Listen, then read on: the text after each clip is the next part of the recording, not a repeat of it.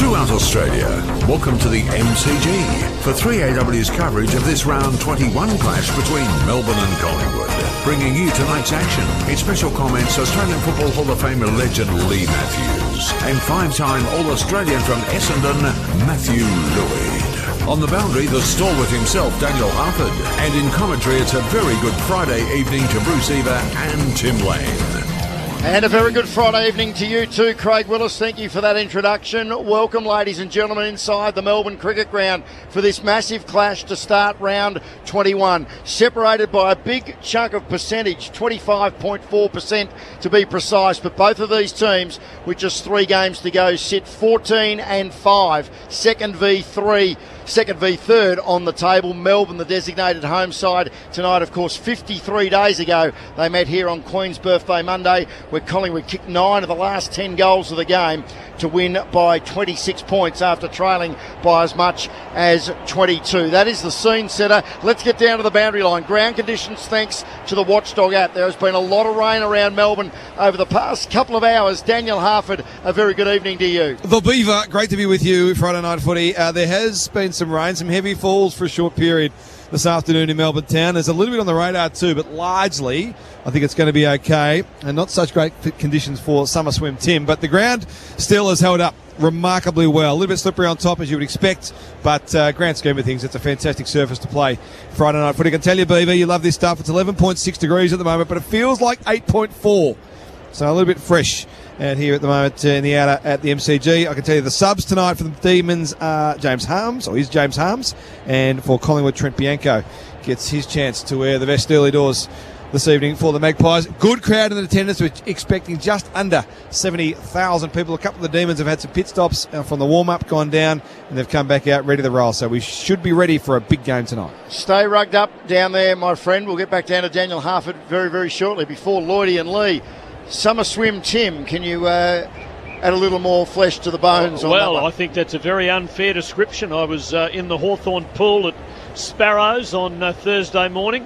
Lovely 27 degrees, so didn't take too much courage. But midwinter, do a few laps. He's not big on the cool temperatures of the water, he told us one night, Booth. That is true. You can hardly blame him at this time of the year. Now, Lloydie and Lee, Collingwood have won 6 of the past 7 against Melbourne. It didn't stop Ed Langdon shooting from the hip in the last 48 hours. What do you expect to unfold over the next 2.5 hours?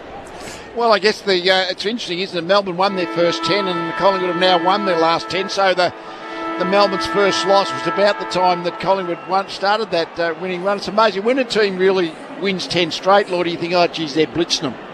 But Collingwood just keep winning. They're not blitzing them, but they keep winning. And I can't quite get my mind around whether there's a lot of good fortune and randomness in that or or what. Melbourne, however, Melbourne, when they've been on, their best footy's been as good as you've seen all year. So it's a bit like if Melbourne play at their best, I can't see Collingwood beating them, but they certainly Collingwood beat them midway through the season by 26 points. So who knows? Who knows what's going to happen tonight?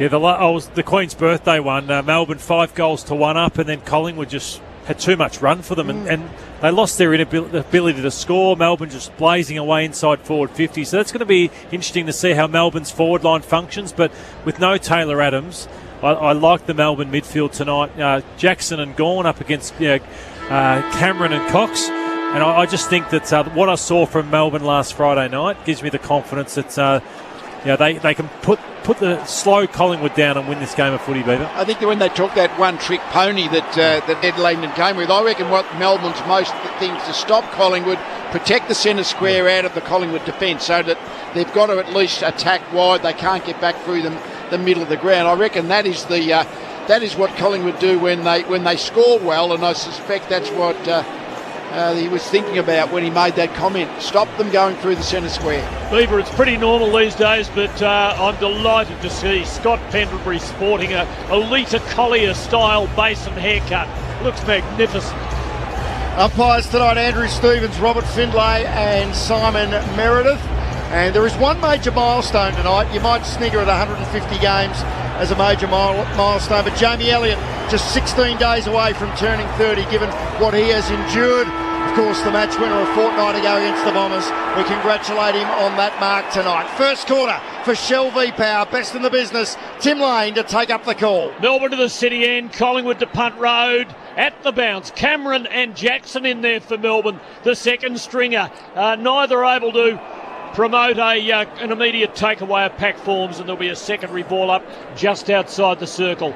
Jackson tried to steal front posse, stolen by Cameron, but he was tackled and it slid off his boot. Side bottom's got it, tackled, had to release for the hand pass. It's to the advantage of Oliver, who knocked it. Maynard's got him. He is gang tackled. He is absolutely buried. And there will be a ball up, or is there a free kick, or is there a stoushed, Beaver? Oh, they've gone after him, so don't say they don't listen to players. Maynard's got him, and they've driven him into the ground. 3 or 4 of them have got into Langdon. He was a little groggy the way he got up. Looks like Maynard started shoulder to shoulder with Viney as well. A couple of tough nuts there from the throw up from umpire Stevens. He'll have to do it all again. And this crowd are on the edge of their seats already. Centre wing, Shane Warne stands side of the stadium. De Goey tries to grab it. Brayshaw grabs him. Still no clean possession. Oliver's dispossessed. They scramble for it in the grass. And eventually it comes out to Crisp, who thumps it to centre half forward. May goes across the front of the pack. Could have marked it. Went the double-fisted punch and sent it sailing out of bounds 20 metres around from the Collingwood goal, which is the Punt Road end, right forward pocket. We've travelled 90 seconds and an electric start as we expected. Can't wait to see his next contest, Ed Langdon. He's got to go hard tonight after that. Jackson got to the drop of the ball at the throw-in, brought it down to Viney, who swings it clear. Not a Melbourne player as it landed, but Gawn arrived and knocked it forward, but straight to Howe, who gave a hand pass to Maynard. He gives back to Howe. The former Demon drives long. May's there with the big fist again, and for the second time in half a minute puts it over the boundary line in Collingwood's right forward pocket at the Punt Road end. 2 minutes in, no score on the board. They'll lower their eyes. Bit more Collingwood. Don't just bomb it in where May likes it. Cameron eases his way to the front. Brilliant tap to De Goey. Left foot snaps a goal. Magical start for Collingwood. And Jordan De Goey is mobbed by his black and white teammates. 2.5 minutes into the opening term. Shell V-Power scoreboard. And Jordan De Goey gets the scoreboard ticking. Collingwood 1 straight 6. Melbourne yet to score for Maccas. Here's Lloydie in lead. Lloydie, a most interesting setup. Then it was the boundary throw in the forward pocket for Collingwood. And it looked like De Goey went and engaged Clayton Oliver's body before the ball went to the ruckman's. But then, of course, he took off, ran into space, and was able to take it inside, curl it around on his left foot. But it was interesting. I think he thought that Clayton Oliver's not going to be really following his body. It was good thinking. Been a brilliant start for Collingwood, and Brayshaw once again is inside mid. James Hunt's the sub tonight, so it's a star-studded midfield. Brayshaw, Petrarca, Viney, Oliver, with Jackson starting in the ruck. Stakes in the match higher for Collingwood with that poor percentage.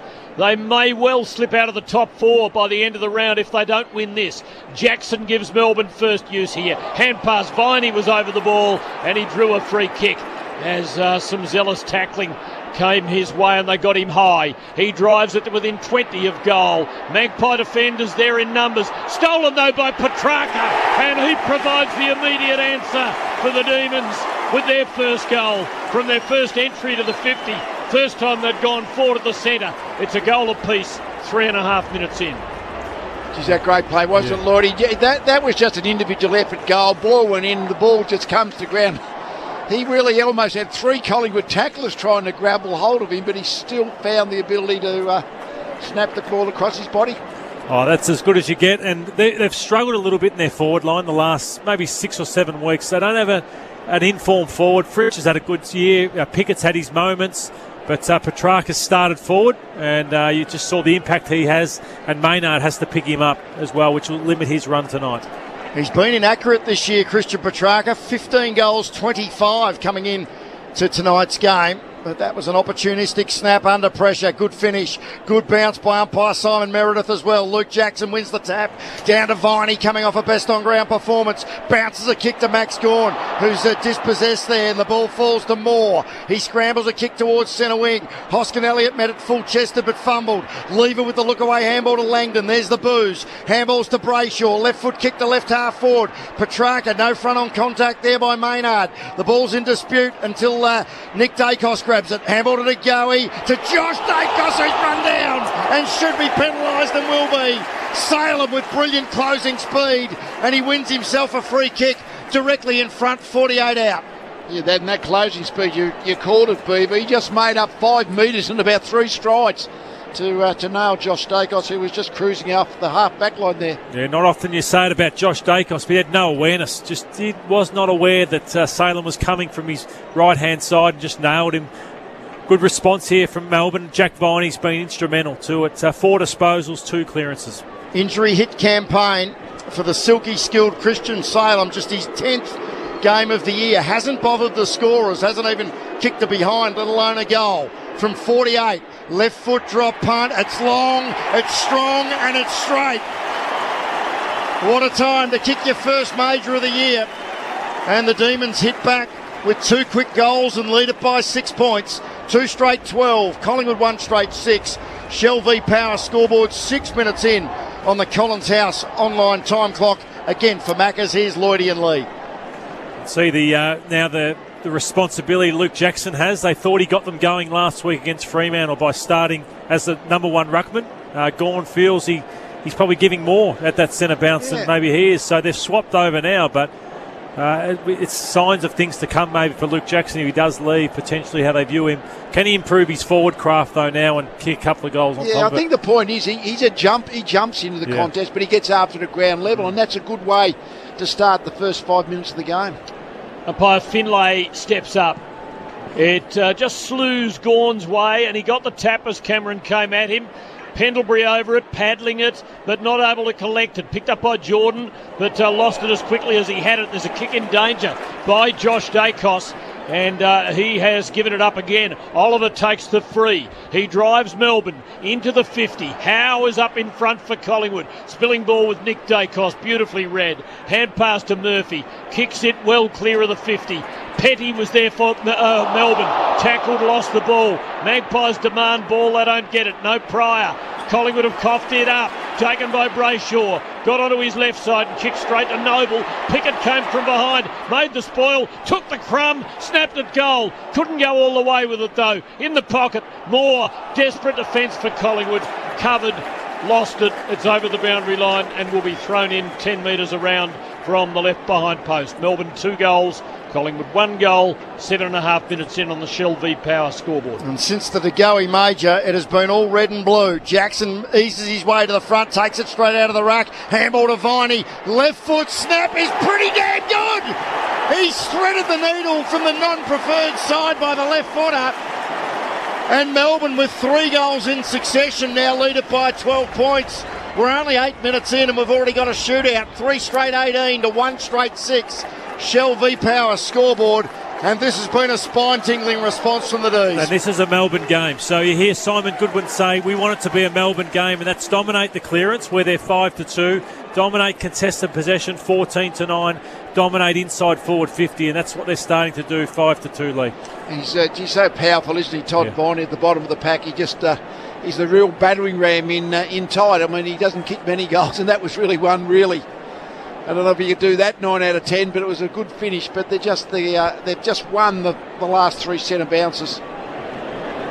Viney is enjoying a rare streak of form. He's averaging 30 possessions over his last 10 matches, something he's never achieved in his career. From the ball up, it's the Demons prevailing again, and Brayshaw drives it into the 50. Brown up, couldn't take the mark. The spillage with Melksham. Hand pass to Neil Bullen. Away from goal by hand to Jordan, who kicks long to the goal square. Gawn is there, couldn't take the mark. Rode by Nick Dacos. Hand pass to Noble. It's all under fierce pressure for the Magpie back half, but they hold up here. Josh Dacos and Maynard double team their opposition.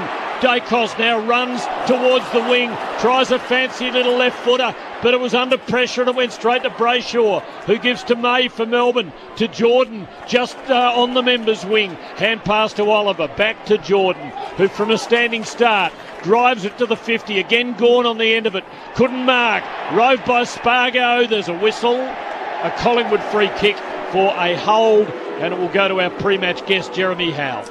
The former Demon as well goes very short to John Noble, who marks right on the boundary line.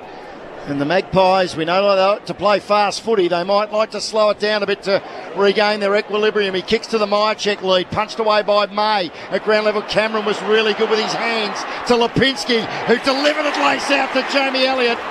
We're not going to miss him tonight in the orange boots, and in game 150, he takes a strong chest mark and will line up from about 45 on the slightest of angles to the punt road end. I was smart by Lipinski. He just waited for the lead, and Jamie Elliott turned Hibbert inside out. Smart footy. He ran back towards goal, turned back, and he's the Iceman, Jamie Elliott, with his goal kicking currently. Kicked 3 against the D's back on Queen's Birthday Monday. A couple last week against the Power. Drop punt is on its way, and the goal umpire barely moves. And we haven't had a miss after 11 minutes. 5 goals in total kicked without a blemish. 3 straight 18 Melbourne. 2 straight 12 Collingwood on the Shell v Power scoreboard on Friday night. 3AW football. Here is Lee Matthews. Interesting that the contest, Stephen May, every time he's gone to the contest, he's tried to punch. He cut 2 or 3 times. He might have been able to take the third up mark, and he's decided to punch. And when he then on the wing, when he had to spoil, it was a missed time spoil, and the ball dropped clear at the feet of them, and that was what was Lipinski ran onto. So all of a sudden he just doesn't look like Stephen May's like seeing the ball, just sighting it really well judgment wise at the moment. We've only had 5 minutes and 49 seconds of actual playing time for 5 goals kicked. Goal a minute, and that was beautiful, and that was like Barry Price drilling it to Peter McKenna on the lead as Lipinski gave it lace out to Elliott. From the ball up, Brayshaw again prominent to Petrarca, now to Langdon.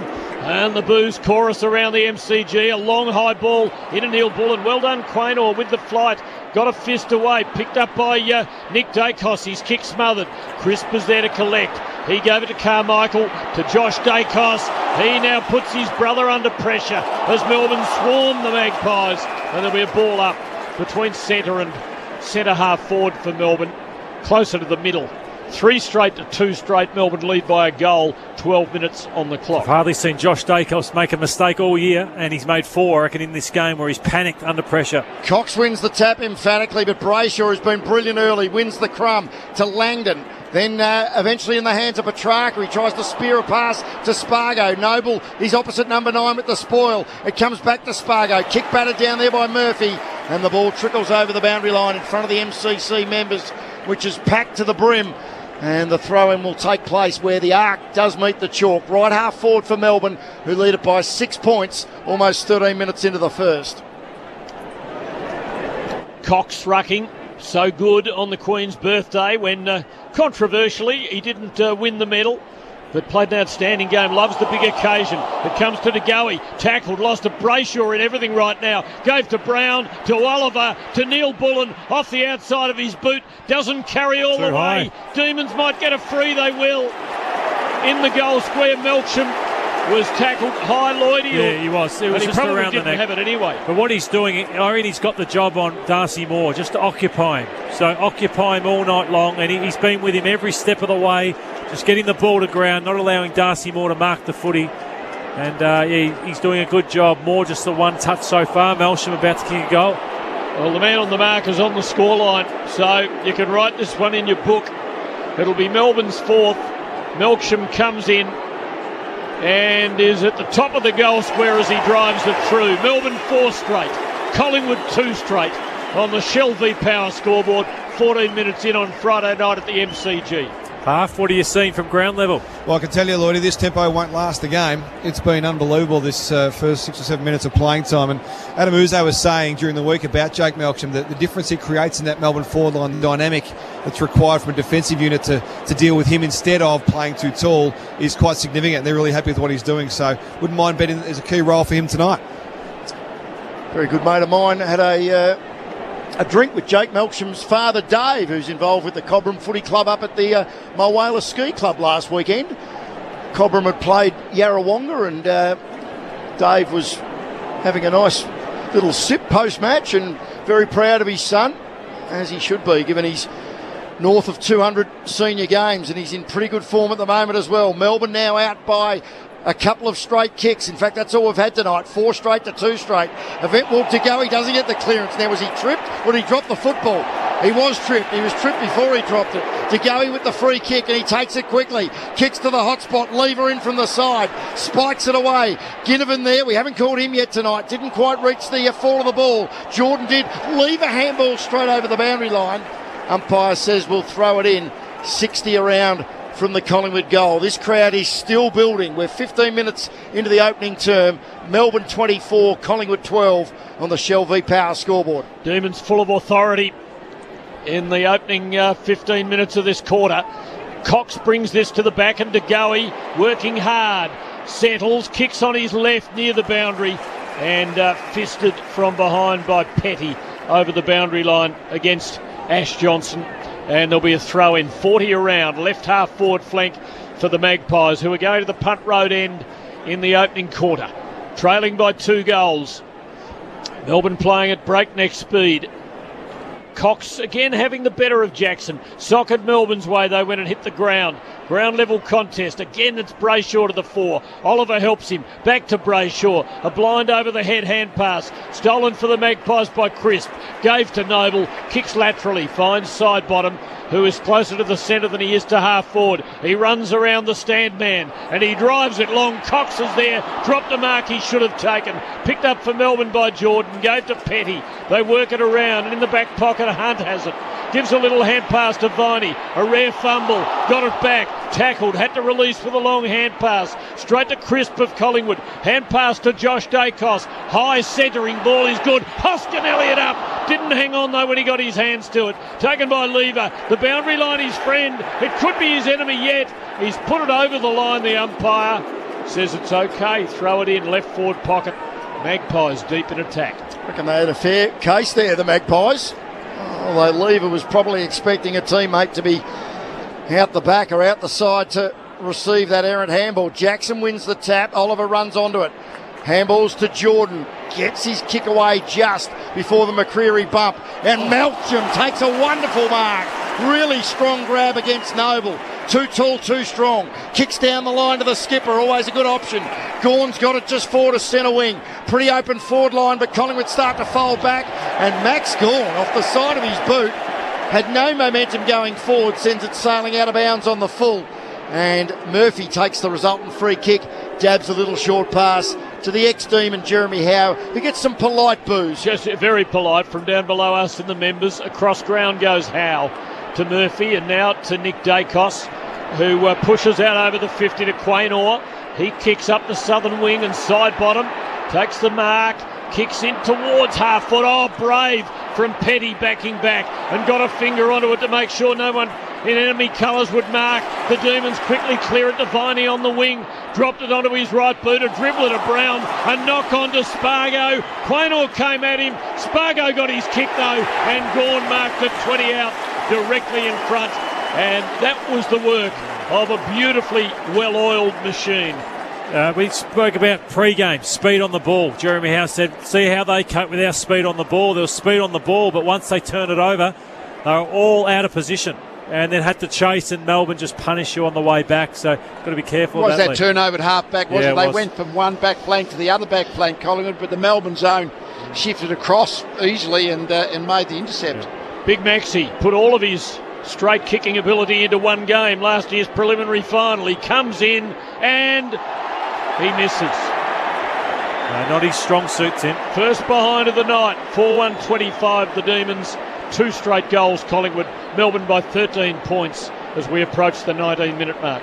Darcy Moore charges back into play, heads to the southern side, and he misses side bottom. The ball actually ricochets off Hoskin Elliott, and it is out of bounds, 60 around from the Melbourne goal. It seems there's a lot of Collingwood players we haven't called as yet. Our head of football, Craig Moore, has just told me, Lordy, 6 Magpies already, or still haven't had a touch. Yeah, those young small forwards, McCreery, Johnson, Ginnivan, Mason Cox, Will Hoskin Elliott, they're all not involved. Carmichael with the clearance, but only as far as Langdon, who wheels around, kicks it inside forward 50, not a deep entry. Moore slaps it back into the centre corridor somewhat dangerously. Noble going to ground, got a handball to Maynard. A long pumping drop punt to centre wing, but it'll be coming straight back Petty takes the comfortable chest mark and looks to drive Melbourne long. Done a few really good things already. Petty drives it in the Gawn direction. Huge leap. Howe couldn't mark. Dave's boy Jake's got it. He gives to Gawn a swinging kick across the goal face near the far behind post and off some hands. It's over the line for a throw in. Melbourne attacking relentlessly and Collingwood under a pressure that they haven't experienced even in all those tight games over the last 10 weeks. Just ended time on of the first term, but still 8.5 minutes of actual playing time remaining. Gawn and Cox go shoulder to shoulder. Cox won it down close to the boundary line. The little handball from Howe looking for Josh Dacos. Missed the intended target. More work for the boundary umpire to do. Right forward pocket at the city end. Melbourne lead at 4-1 to 2 straight on the Shell v Power scoreboard.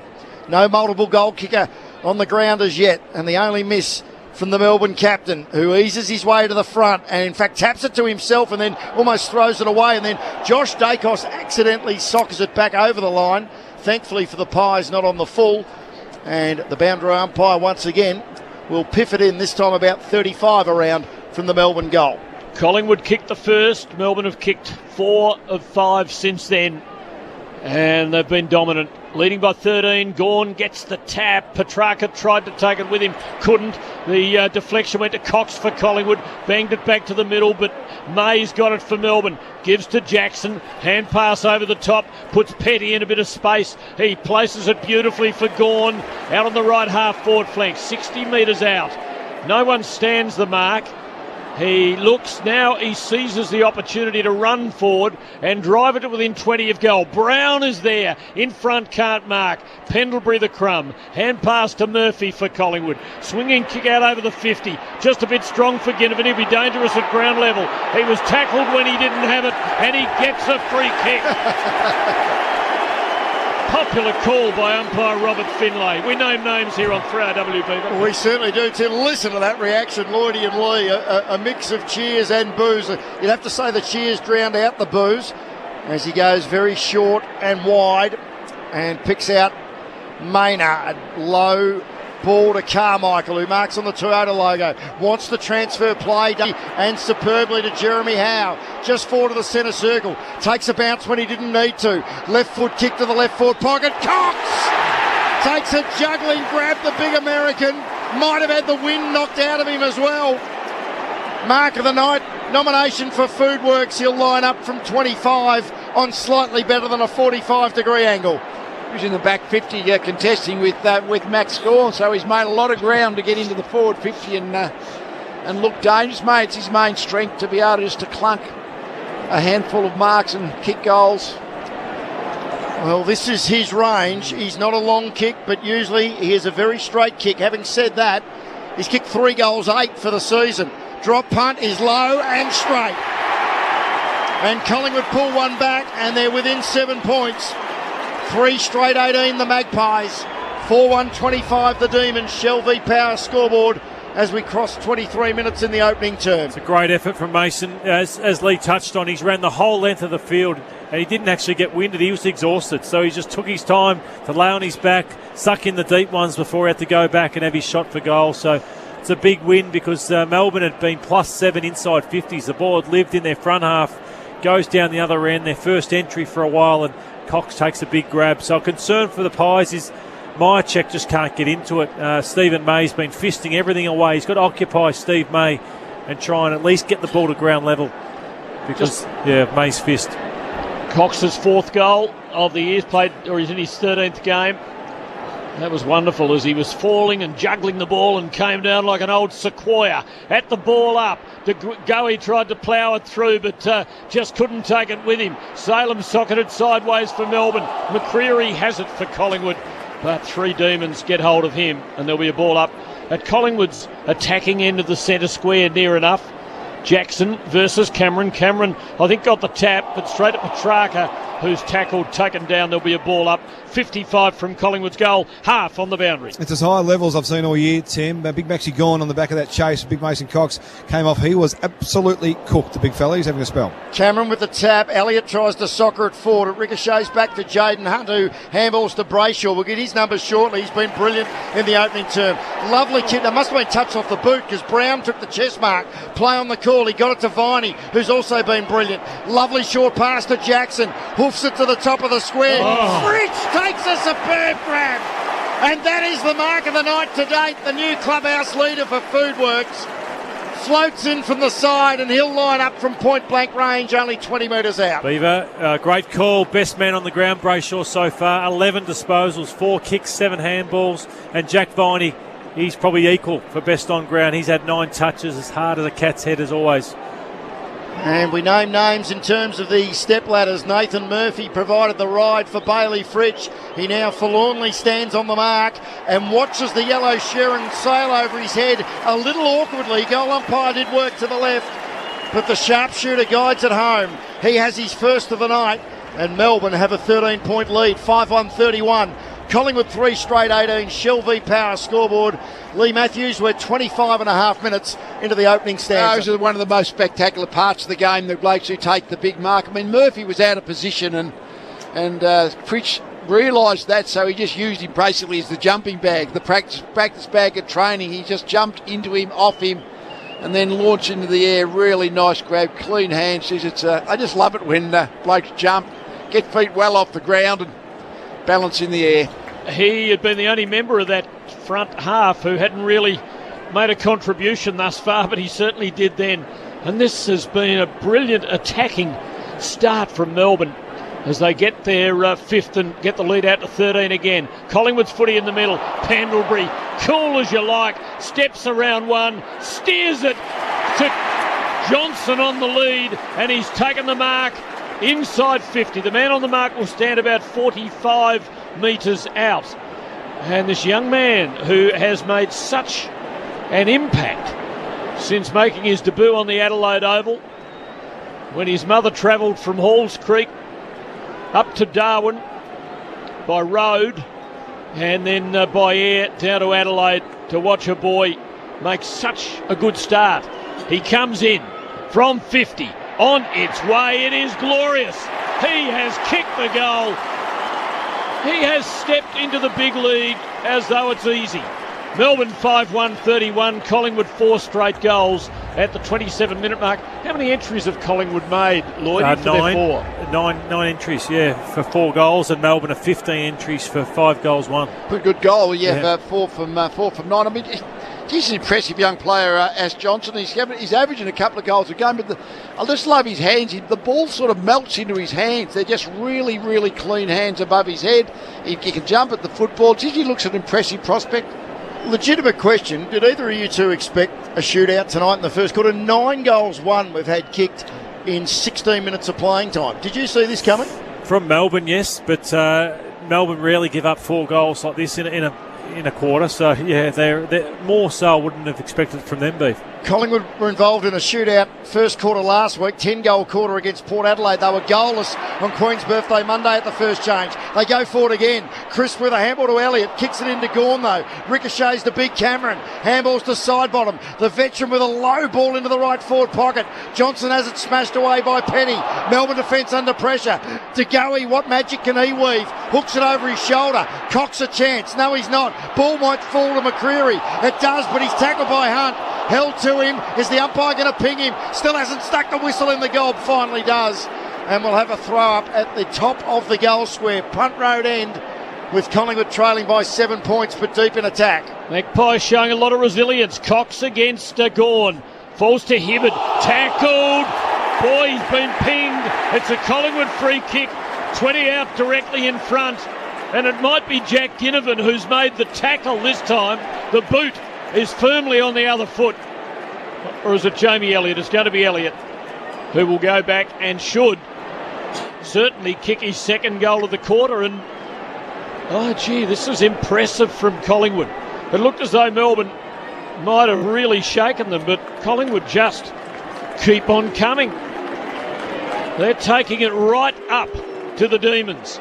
Elliott comes in, and in his 150th, he's kicked 2 first quarter goals, and the Magpies are within a point. Melbourne 5-1, Collingwood 5 straight. This is an exhibition. It is. You don't get a whole lot of time, but he had a chance to handball it. He decided not to handball. Then he took one step, and then he got tackled. And the umpire said, well, you could have got rid of it by hand, which was true. But they're not missing, obviously. They're 5 goals straight. So every time they're getting a shot, Collingwood, they're nailing it. But at the moment, that forward 50 is looking dangerous. Yeah, Hibbert's the one I reckon's been exposed back there. He's been caught out a few times. Johnson got him on the lead. He got caught there holding the ball. So, yeah. Also, Elliott got him. So I reckon he's conceded 3 goals of the 5 so far, Michael Hibbert. We know it doesn't work like that, but if the latter stop now, this is the second qualifying final. Second versus third. More of this, please. What a scintillating opening to this huge Friday night encounter.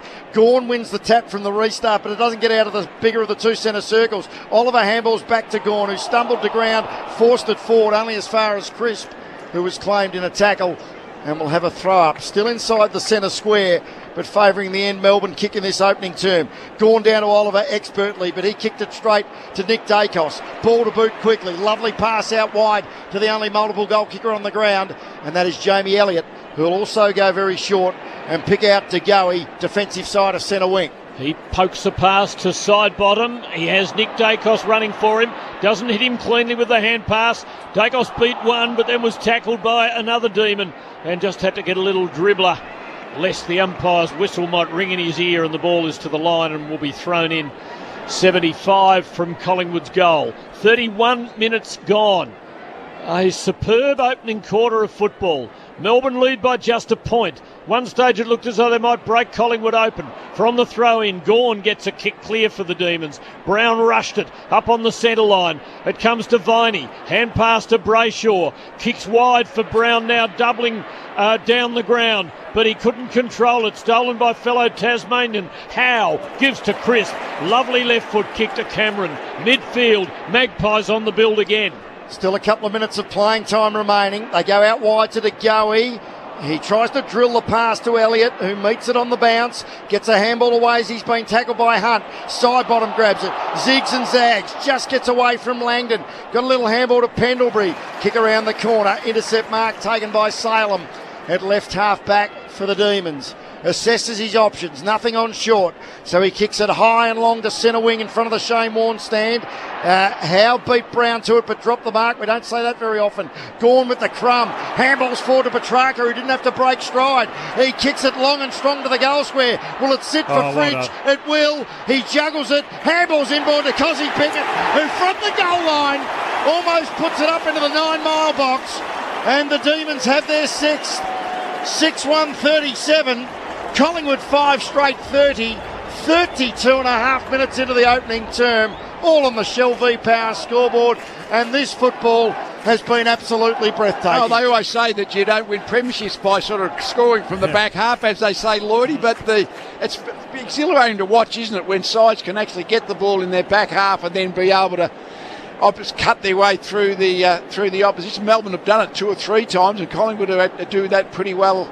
Just keep the ball running through the centre of the ground, maintain possession, and the defence gets caught a little up ground. Good play by Fritz to think his way through that Players situation. Are exhaustedly. No stoppages in this one. It's just end-to-end footy, which we love. Yes, well, this sort of performance showcases the skills of the modern-day player. Such precision from the ball up. Pendlebury got a hand pass on to De Goey on the backside of the pack. Collingwood have lost it. Langdon shoots out a hand pass to Oliver, gives to Pickett inside 50, left foot swinging to the goal square, almost marked by Fritsch, roved by Jackson, had nowhere to go. Hand pass to Petrarca, kicked into a smother. Collingwood defending for their lives, and they hang on and they'll get a free kick for high contact. And it will be taken by Nick Dacos, who slots it out to the back pocket, and Noble. What an important smother by Darcy Moore as Noble goes very short to side bottom. It has been a thriller minute, and we're inside the final minute of the first quarter. Breathtaking stuff as side bottom pumps it long, almost to centre wing.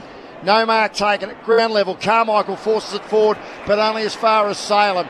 He'd have to be very good from here to create a scoring opportunity. Well, he will create a scoring opportunity. 50-metre penalty, and he will kick after the siren. And Christian Salem, who kicked his first goal of the season earlier in the term, is going to be brought to about 35 metres from goal on a slight angle. Good 50. No, he gets about 70 metres. That's a real good 50. Well, I don't know what the odds of Christian Salem being Melbourne's first multiple goal kicker on the ground tonight, but he has got a chance to put Melbourne 13 points to the good at quarter time. The crowd now hushed after the quarter time siren. The clock's still running, 34 and 3/4 minutes. There's been 11 goals in total kicked. Will Salem make it an even dozen? He's on the runway. Left foot drop punt is a miss from a very gettable shot. So it's an 8-point ball game at the first change.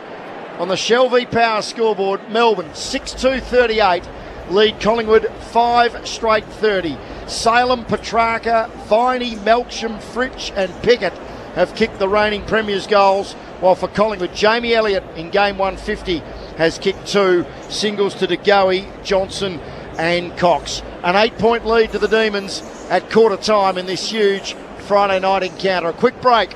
All the expert quarter time analysis from Lloydie and Lee on the other side of this. For Macca's 3AW, it's Friday Night Football. For your chance to win tickets to the 2022 Toyota AFL Grand Final, fill up with 30 litres or more of Shell fuel in August or Shell V-Power Premium Fuels to receive a bonus entry. Prize includes airfares, accommodation, transfers and tickets to the AFL Grand Final breakfast for you and 3 friends. Visit shell.com.au/grand final.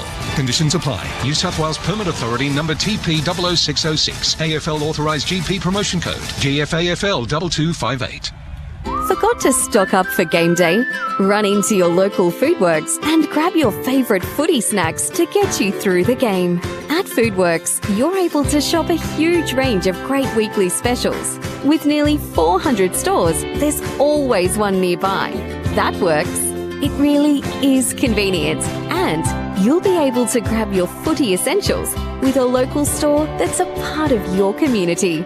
Shop local and save at Foodworks. That works.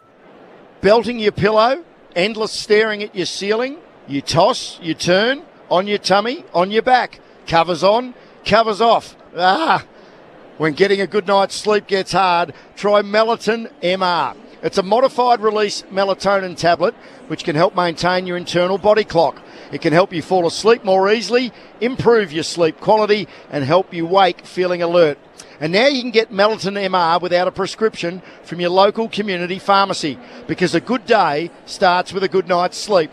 Ask your pharmacist about this product for short-term treatment of primary insomnia characterised by poor sleep quality without an underlying medical or any clear cause. For adults 55 years and over. Raise your quarter pounder and say cheers to a free Macca's glass. Simply buy a medium or large quarter pounder range extra value meal and start collecting today. Available after 10:30am for a limited time while stocks last. Every business is different, which is why Optus has introduced Business Plus. It's a customizable solution that can flex from month to month, meaning you can scale up or down to get all the phones, SIMs, data and broadband you need, and none you don't. It's yours to build the way you want. Search Optus Business Plus, call or visit us in store. Great business starts with yes. Optus. T's and C's apply. Did someone say sale? Catalano's Essendon DFO's renovation clearance is now on. All stock must go. With up to 80% off lounges, dining tables, storage, accessories and more. We have aggressively slashed prices to our lowest ever. Sale on now. Bring home a new stylish quality piece of furniture for the lowest price. Shop at our Catalano Essendon DFO showroom. Sale only at Catalano Essendon DFO showroom. Prices as marked until stocks last. 3AW Footy Highlights. Cameron eases his way to the front. Brilliant tap to the going. Left foot snaps a goal. Magical start for Collingwood. Magpie defenders there in numbers. Stolen though by Petrarca, and he provides the immediate answer for the Demons with their first goal. Takes it straight out of the ruck. Handball to Viney. Left foot snap is pretty damn good. He's threaded the needle from the non-preferred side by the left footer. Balls to Hibbert. Tackled. Boy, he's been pinged. It's a Collingwood free kick. Elliott comes in, and in his 150th, he's kicked 2 first quarter goals. Will it sit for Fridge? It will.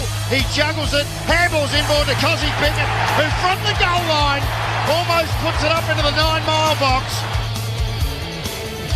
Simply a stunning quarter of football to open round 21. Melbourne by 8 points at quarter time on the Shell V Power scoreboard. The Demons 6-2-38. Collingwood 5 straight 30 in this second versus third heavyweight clash. Before Lloydie and Lee, down to Daniel Harford on the boundary line. Good on you, Beeve. No injury issues for either team in that first term. It was played at a tempo that cannot possibly last 4 quarters, so I expect the game to slow down a little bit, get a bit more tempo in it for the remainder of the game. Harms the sub for the D's. And Bianco the sub for the Magpies, so no changes to that situation at the moment. No pilot medical update at this stage.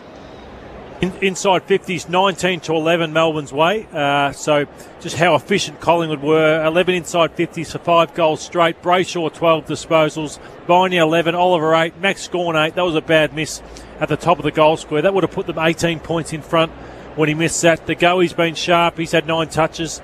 Nick Dacos has had 9, side bottom 7, Crisp 7, but they're pretty even across uncontested and contested disposals, Lee. Yeah, no, it's just, I mean, a little bit fortunate, I guess. They were able to take their chances from not that many opportunities, Collingwood. And Melbourne looked like they were going to score more. Inside 50s probably reflect that. Yeah, I mean, if it is not a high-scoring game where you've got to get 15 goals to win, I reckon Melbourne will more likely get 15 than Collingwood. So Collingwood, I think, have to slow the scoring down a little bit for their best chance. Second quarter for Robot Building Supplies, Jimmy Bartell's favourite company, as umpire Simon Meredith gets us underway with a very good bounce. Gawn outpoints Cox and in fact wins his own crumb. Almost missed his boot though, although Neil Bullen scoops it up and handballs to Jordan, who handballs back to the Melbourne skipper. Better connection this time from Gawn. 50-metre drop punt. Brown almost took a juggling mark. Neil Bullen arrives front and centre again. De Goey wraps him up in a tackle and we'll have a throw up. Quickly around the grounds, in fact across the railway lines in the early game of the NRL doubleheader. Melbourne Storm 32 have beaten the Gold Coast Titans 14. Simon Meredith tosses it up inside Melbourne's 50, swatted by Brown. Howe got in the way though, gave to Maynard for Collingwood, kicked under pressure and straight to Rivers of Melbourne, who's taken a mark on the 50 at centre half forward for the Demons. Not a noted goal kicker, 13 in his career, 2 of them this season, as he's got forward, as did most of the Demons, and he's lining them up. Long shot. Lipinski, the man on the mark, is right on the paint. To the punt road end, Rivers winds up, gets under it, and it's out near the right behind post. Cox is there for Collingwood and is happy to get a fist onto it and slide it over the back and over the boundary line for a throw-in. Right next to the right behind post, the Demons in attack, leading by 8 points. Just 90 seconds into the second term. Brown to do the ruck work against Cox, and Brown works his way to the front and then didn't really want to make contact with the ball. It allows the Pies in with Nick Dacos handballing to Pendlebury. He kicks wildly out towards centre wing. Jordan gets there first, handballs to Spargo, clever tap to Lever. And then back to, that was from Sparrow, back to Spargo. He kicks almost to left half forward. Viney at ground level, wrapped up in a monster tackle by Chris. Umpire says no prior opportunity, and we'll have a throw up about 60 out from the Melbourne goal. Left half forward flank, Ruckman, Cox and Gawn, and Cox with a raised boot there, made contact with Gawn and it hurt him. And it's a free kick to the Melbourne captain, who's down on his knees, wincing, picks himself up and will go back and take his kick. I don't think it was malicious, but Cox can be a little awkward at times. It was a knee right into the midriff, actually.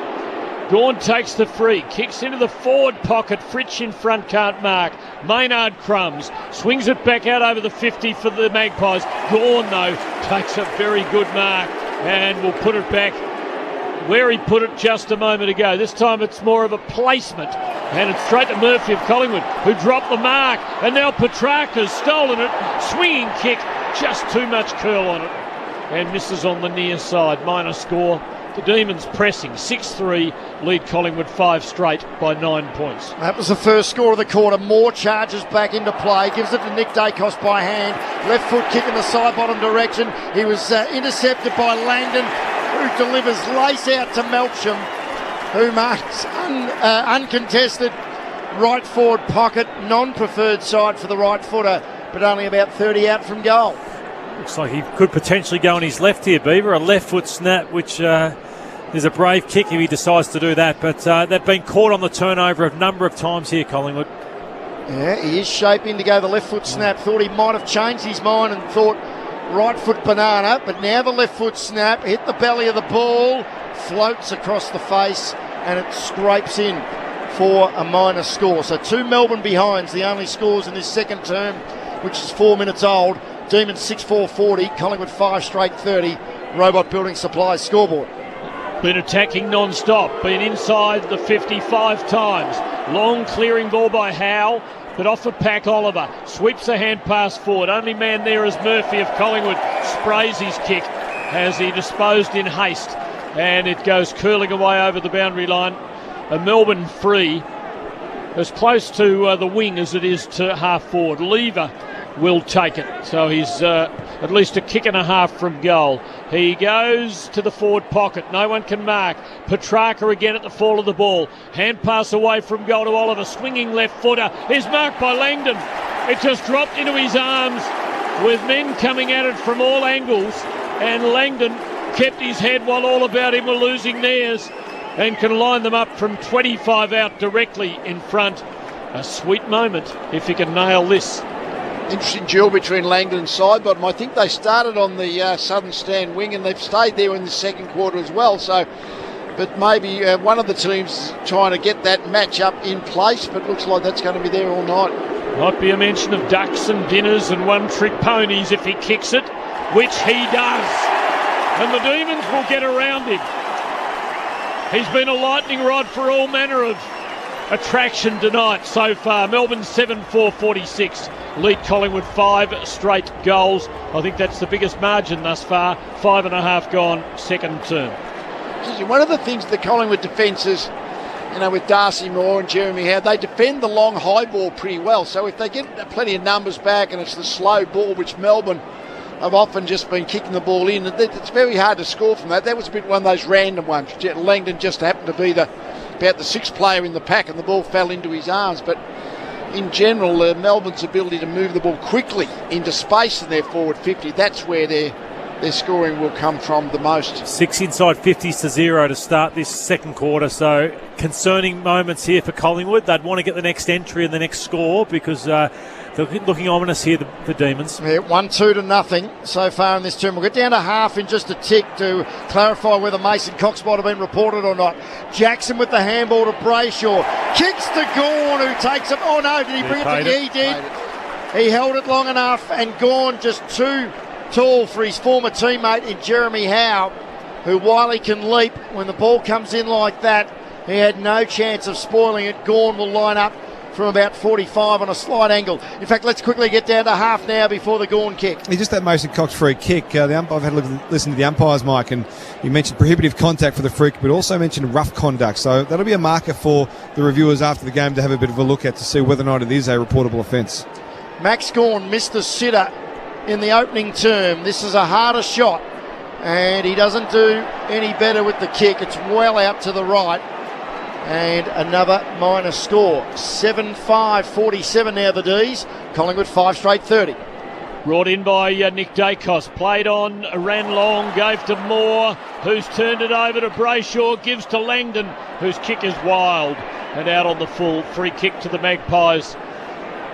About 10 metres around from the behind post, so wild was the kick. Nick Dacos will take it for Collingwood, who needs steadiness right now. They're 17 points down. Nick Dacos kicks it about 60 metres around the boundary line. Cameron got a piece of it but couldn't complete the mark. At ground level, Cameron ends up with the football, players on top of him. And the umpire's seen enough, that being Andrew Stevens.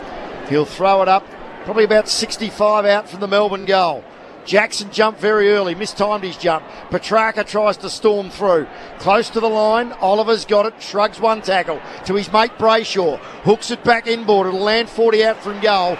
Maynard with a strong saving mark and an important one as well with the Magpies under siege. Drives it long to the southern wing, it's all Melbourne. It falls to Langdon again, having a purple patch here, gives to Salem.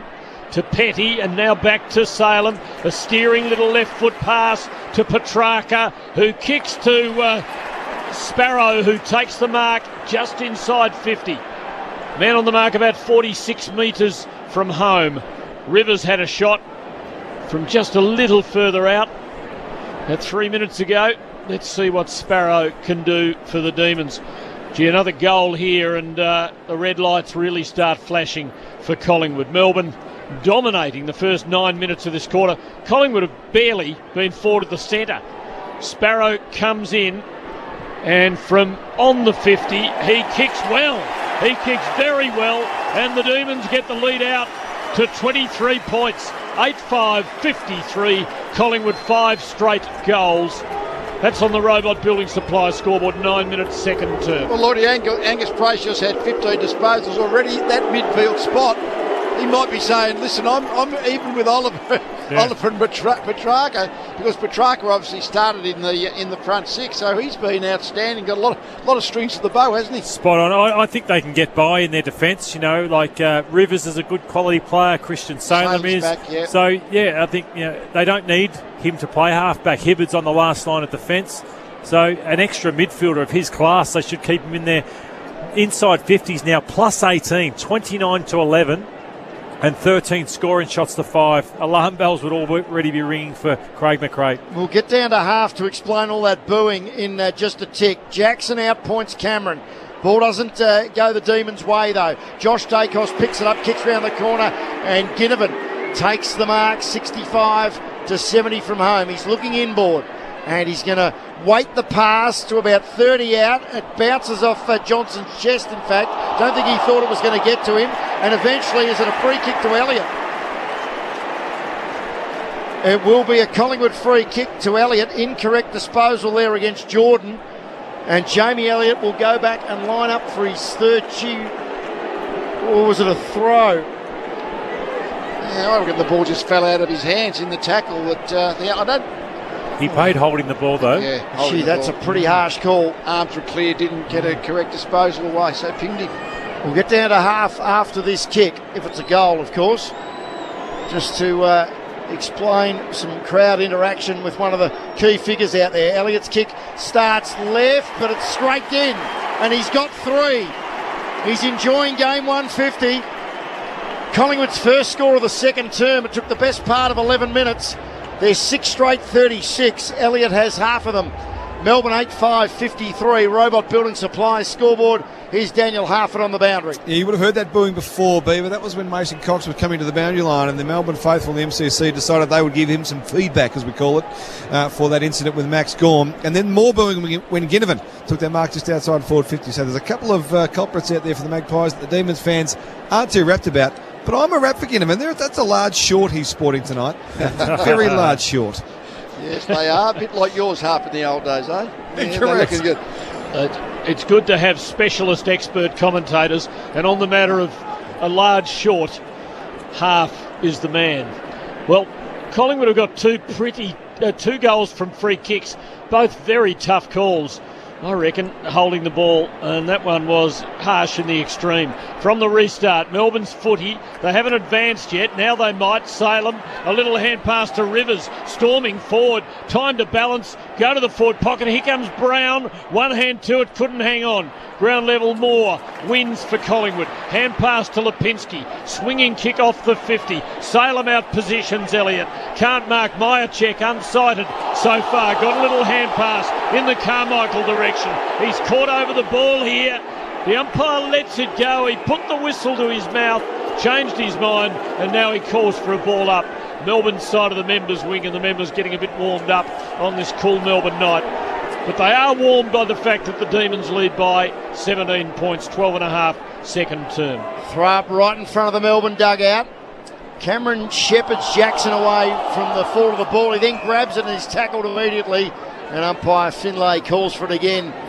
And we'll do it all again. Only 6 or 7 paces in from the interchange gates. Jackson jumps early on this occasion and then sharks his own tap if you can actually do that. Brayshaw on hands and knees tried to feed out a handball to Viney. G. Carmichael got into the back of Oliver. They're going to pay advantage anyway. Neil Bullen's got it. Lovely pass along the line to Ben Brown. He's got it at 60. Pretty open forward line. Terrible kick.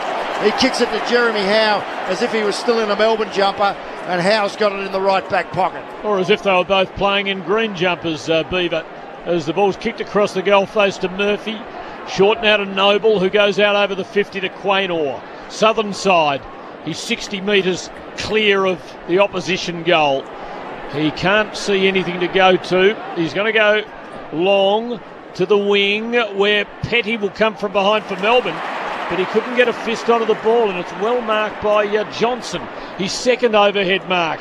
Kick up to the half forward, hugging the boundary line. Ball stays in play. Hoskin Elliott, Collingwood's best chance, does pretty well. Soccers it. It's now collected for the Magpies.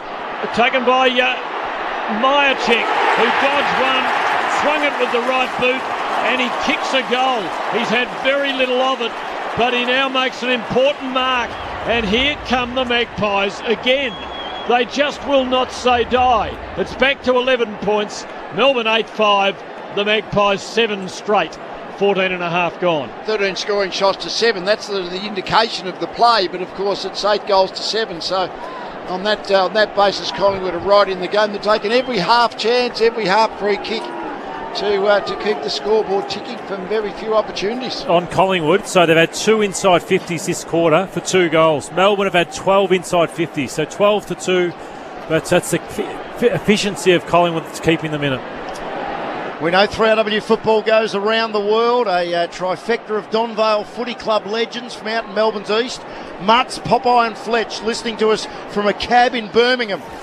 Heading into town, and I assume going to catch some of the Commonwealth games. Good evening, gentlemen. And I hope you're enjoying the coverage, because it is a cracking game of football. From the restart, Melbourne by 11 points. Brayshaw with the clearance, but it's a toe poke which only goes 10 metres, but straight to Viney. He just pops a little pass over the top, which didn't quite get to Gawn. But Petrarca's there, so all the big names are working in tandem. Eventually Jordan's got it, misses the first target, but got it to Lever. Back to Petrarca, who tries to storm through 3 or 4 Magpies. Should have been pinged. Collingwood there in numbers though. Grabbed by Josh Dacos. Poor handball to Myercheck. Did he get a push in the back from Jordan? Umpire said no. It bobbles around like in a pinball machine. Salem's got it. Look away handball to Jordan. Lovely handball through traffic to Viney. The old 1-2 back to Jordan, and a beautiful pass, and he finds Jackson on centre wing. Just a superb contest. Jackson drives it long to within 15 of goal, and it is well marked for Collingwood by Darcy Moore. In an aerial contest, he was the man, the last man standing. He kicks out over half back. De Goey waits down and comes away with the prize, and he's got Hoskin Elliott loose, gives it to him perfectly. The skilled Hoskin Elliott has a couple of bounces, gets to 40, goes for goal. He didn't have enough in the lungs or the legs when it came to disposal time, and it was touched over the line for the Demons for a minor score. Collingwood's first minor. 8-5 to 7-1. Margin back to 10 points. 16 and a half minutes into the second term on the Collins House online clock. And Dominic Alafaci has just let us know, Tim, he's listening to us from Rome. Everyone seems to be overseas except us, but if you're in Australia, where else would you rather be than the MCG? From the long kick in, there is going to be a stoppage as the cry of ball as Melbourne player in Sparrow held to him. It is thrill a minute again in this second term. Cox swipes it down, but straight to Salem. Clever kick around the corner, and Neil Bullen takes the mark, running the same way as the flight of the footy on centre wing. No Magpie stands the mark, so he creeps forward. Kicks to left half forward. Brown got a piece of it. At the back, can a Melbourne player crumb it? No. Howe dives on it. He hasn't got a problem because umpire Finlay says, give it to me. And he'll throw it up 48 out from the Melbourne goal on a 45-degree angle. Of course, all roads lead to Rome, and Nick would be hoping those roads are filled with Nick Theodosi Prestige cars. At the ball up, Cox has a kick off the ground. It was smothered. Brayshaw helps it to Petrarca for the Demons. Quick kick. Murphy can't mark it low down for Collingwood. Pickett nudges it clear with his boot. Now runs towards the behind post to collect. Just couldn't get there unencumbered, and it's over the line. There'll be a throw in. Melbourne pressing again, and they must realise now this is a fight to the death. Collingwood will just not go away. It's the Demons 8-5-53, the Magpies 7-1-43, 18 gone. From the boundary throw in, it's spiked back towards the boundary and tumbles over. I fancy both Jackson and Cox got a piece of that as the yellow Sharon went flying back outside the field of play, but this time it's about 35 to 40 metres around from the Melbourne goal. In front of the Olympic stand, Cox wins this tap, but straight to Jordan, who handballs straight back to the boundary line. He was looking for Pickett. Again, more work for the boundary umpire to do. Daniel Harford, what can you report? A bit of work for the physio to do in the Magpie bench at the moment. Will Hoskin-Elliott getting some work done on that left hip flexor. Maybe that was one of the reasons why he couldn't get the journey before. Boundary throw in. Cox double fisted on this occasion, but straight to Pickett. Handball to Petrarca. Off a step with that powerful right leg to full forward. Oh, terrific mark, Jeremy Howe. In a pack of four, no big leap, but just a really controlled defensive grab and goes sideways to no. Hey, Beaver, he reads it so well, obviously. But Ben Brown just continues to run under the footy. Gets one hand to them, runs under the footy, and Jeremy Howe just doing it easily against the bigger opponent. And Howe and Moore, such supreme aerialists, have both taken lovely marks under pressure in the air in the last few minutes. Collingwood switch play here. Murphy kicks to Howe, who drops a mark at the 50, but there is no pressure. He has time to collect and deliver to Quaynor, who marks the ball for Collingwood. 19 and a half gone, second term. And it's an intriguing contest.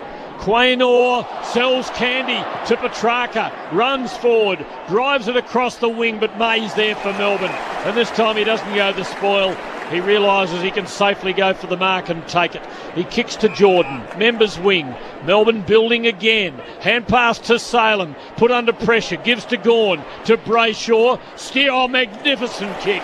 As he realised at the last minute Brown was loose in the left forward pocket, he adjusted his kick and hit Brown on the chest. He's going to run out and try the curler. It's curling. It is curling.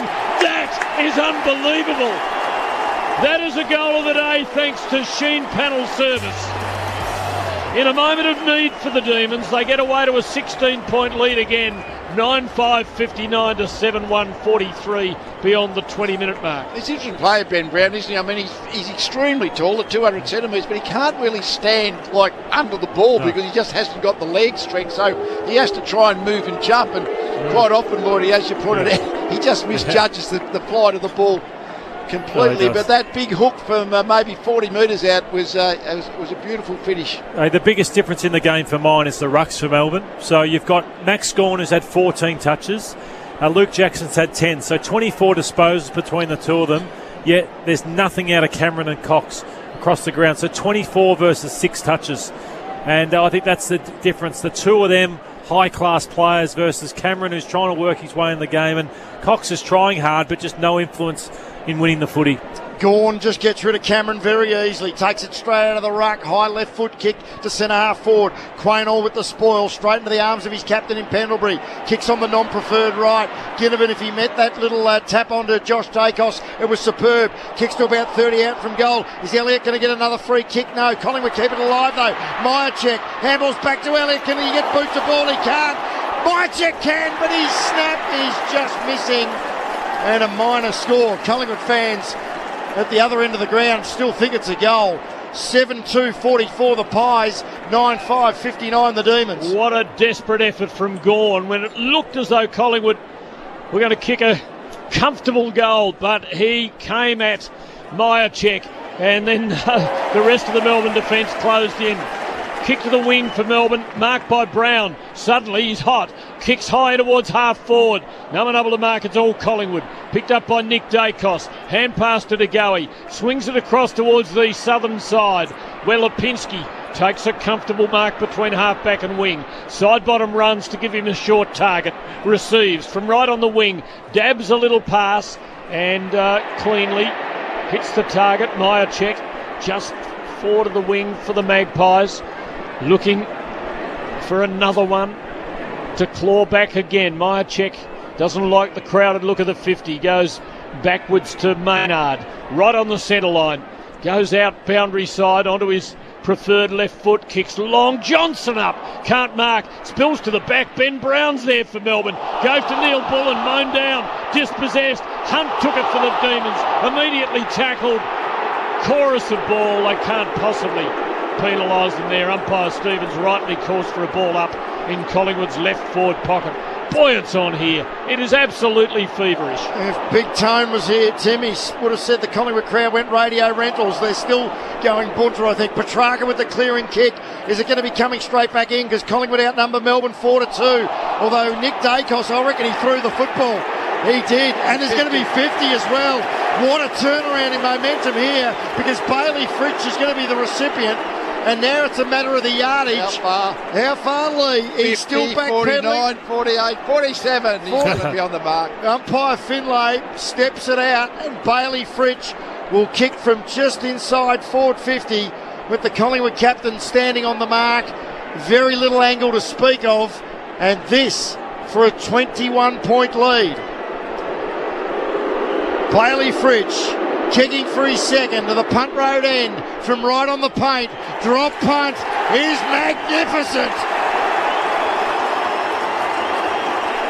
Demons out to a game high 21-point buffer. 10-5-65. Collingwood 7-2-44. Robot Building Supplies scoreboard with still the best part of 4 minutes remaining in the second term on the Collins House online clock. And Dominic Alafargi listening in Rome wouldn't have liked that call at all. No, and we've got a Johnny from the Greek Islands who's tweeting in, loving our call as well. So listening from everywhere tonight. But I thought the second holding the ball could have been. I didn't think the first he had enough time down the Collingwood end. The second one I thought could have been holding the ball. But I think this is about right, this margin, for the dominance that they've had in this first half, Lee. Well, they've got 7 goals from 16 inside 50, with a couple of free kicks, a couple of what I'd call lucky goals. But again, Melbourne is stopping them attacking through the centre square, so their defence is always set when the ball finally gets in. I got my Dominic Alafarchis and Nick Theodosi's a bit mixed up a while ago. From the ball up, Viney's got it for Melbourne. Hand pass to Sparrow. Back to Viney. Gawn's loose, and Viney hits him on the chest. He's marked it just outside the 50. He sits up a pass for Brown to run onto, can't take the mark. Oliver comes crashing in for the Demons. Tackled, gave to Fritsch, gives to Jordan. Little left-footed and nobody out on the full. Free kick to the Magpies in the last line of defence. That goal by Fritsch, incidentally, makes him the first multiple goal kicker for Melbourne, who had 9 individuals before Fritsch got his second. It's all right, Tim. Nick will help you with your wheels. Dom will help you with your investment portfolio. Long kick in from Murphy. It's coming straight back in because a big contested grab by Gawn. I think I'll need Dom before I need Nick. As Gawn goes sideways to Rivers. Collingwood defence under the pump again. He kicks to full forward. A great mark by Darcy Moore. A vital mark as well, floating in from the side. And Collingwood being stretched here as Moore goes sideways to Murphy, where he was a few seconds ago, and kicked it out of D50, but it came straight back in. Same kick, maybe the same result. No, well, Gawn might get a free kick for a push. No, umpire called play on. Hoskin Elliott hacked it along the wing. Elliott's going to have to be really good here. He's got the footy, but he's got no one to kick it to. And he eventually kicks it out of bounds on the full.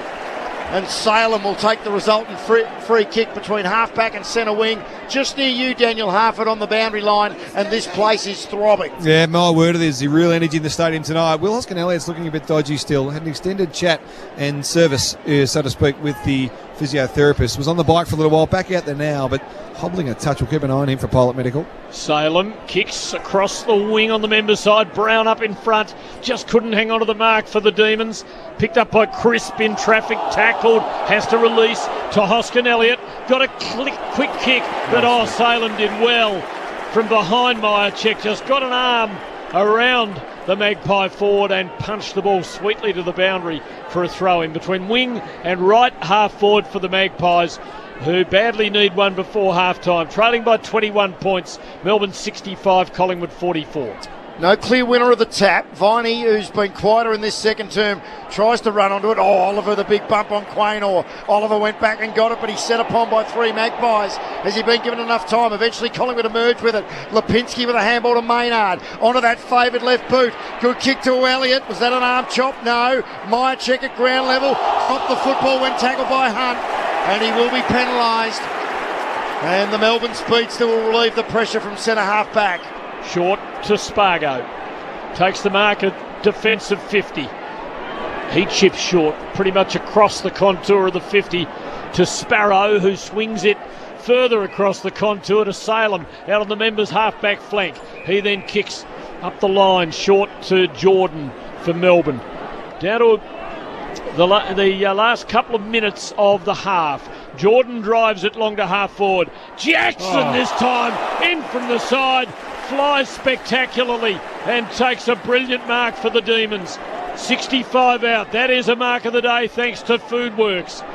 And that works well for the Demons. He kicks to within 20. Brown has another go. Didn't look like it, but Fritsch is there to crumb. And unusually for him, he misfires as he swung it around the corner and missed. Minor score, Melbourne 10-6-66, Collingwood 7-2-44. I'll say it again, Jackson and Gawn just far too superior for Cameron and Cox.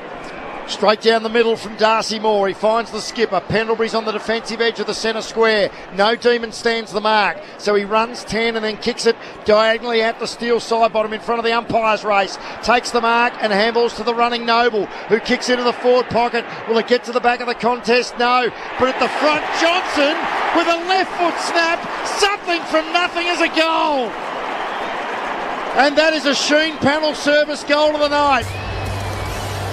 Had a car accident, called Sheen first, 1-300 repair as Ash Johnson, the Magpie youngster, gets his second, and it's back to a 16-point ball game after Hibbard dropped the sitter. 8-2-50 the Pies, 10-6-66 the Demons, still with 38 seconds in the first half before we can all take a deep breath. That's 8 goals from 17 inside 50s. They're not going to keep at that percentage. I mean, 1 out of every second inside 50, Collingwood, but that's got them their 8 goals from very limited opportunities and keeps that scoreboard close when 40 to Melbourne. But Melbourne's that get-out kick of long to the top of the goal square with Darcy Moore and how that's not working so good for him.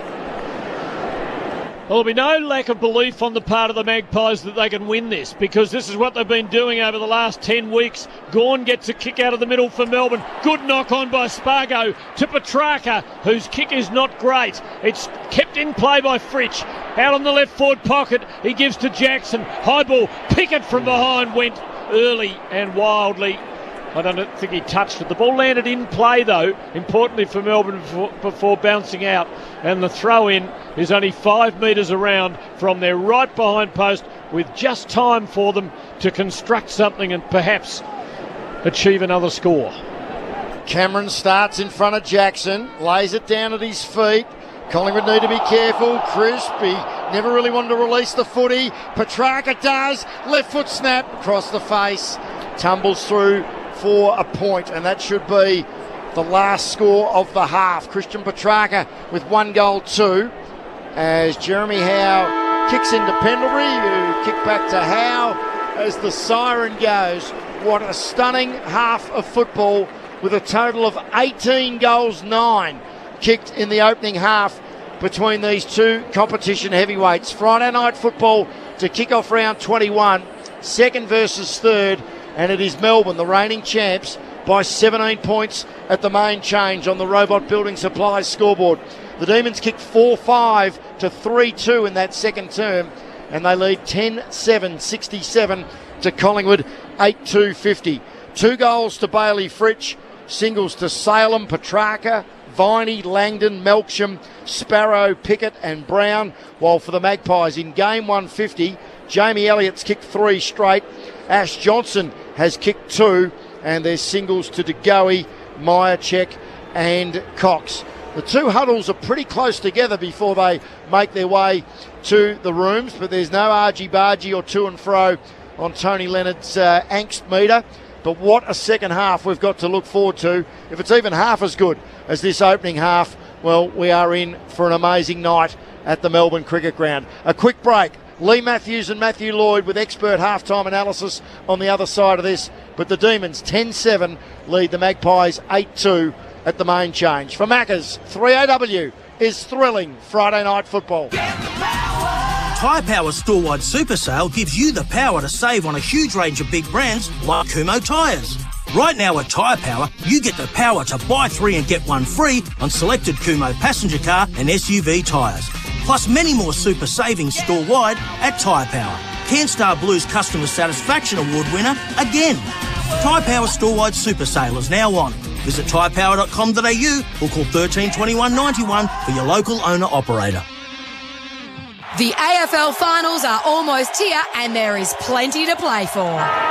And there's no better way to get in on the action than with Tab's Same Game Multi special. Place a Same Game Multi with 3 or more legs, and if a selected number of legs fail, get a bonus bet back up to $50.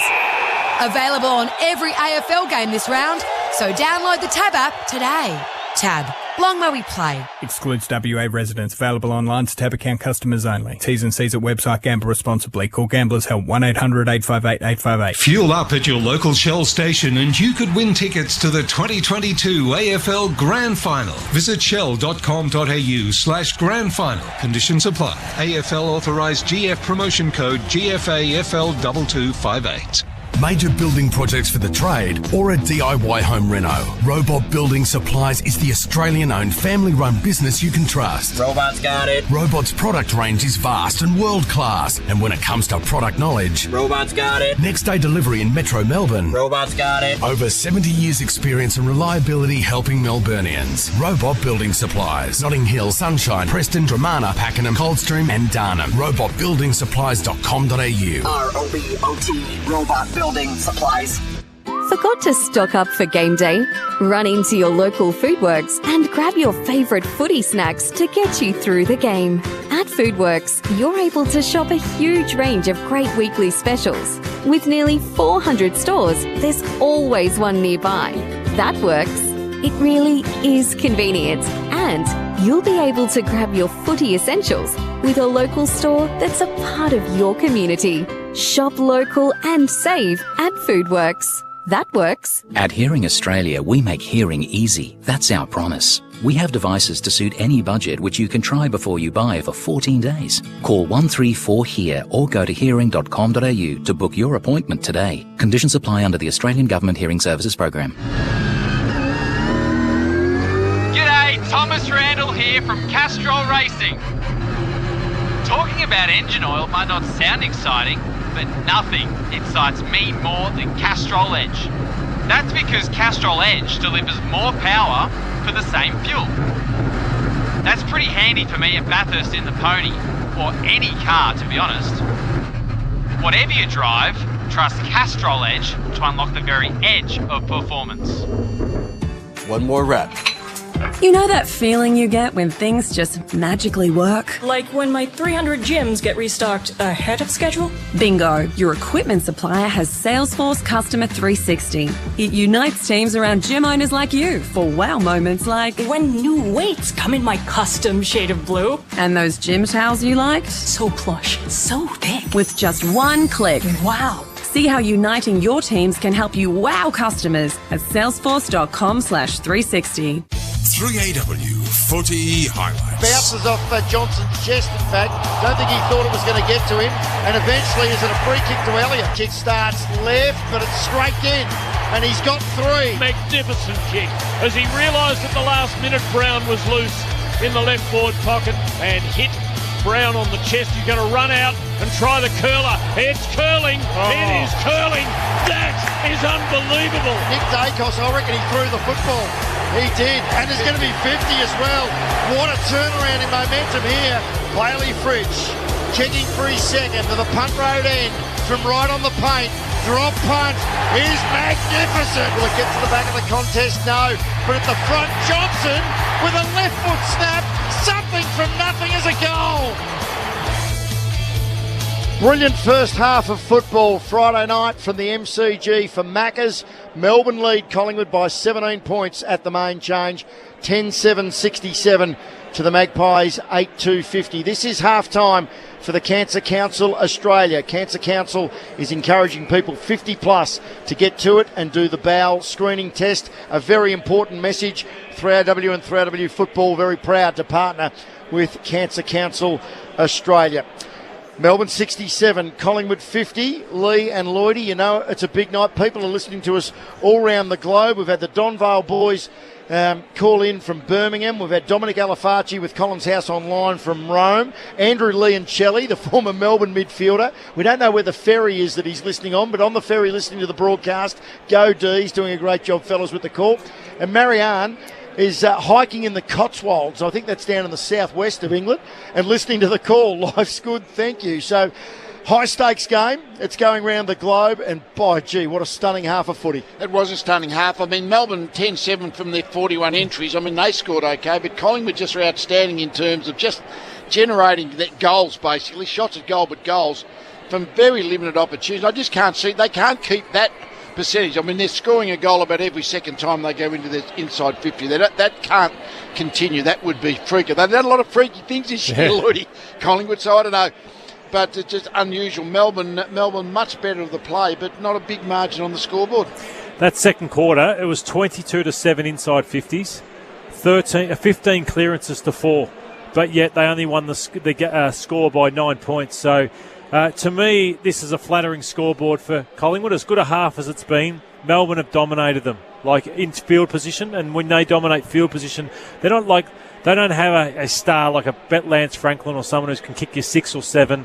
They sort of grind away with their goals, Melbourne, which is probably why other teams stay in it a little bit, Lee. But to me, in terms of the general game, they are that far in front of Collingwood. It's not funny, but Collingwood have just made the most of their chances. No doubt about it. I mean, it's interesting, and we talk about the rucks. I mean, because Max Gawn, he's had 18 disposals. I mean, he's just been outstanding as a ruckman.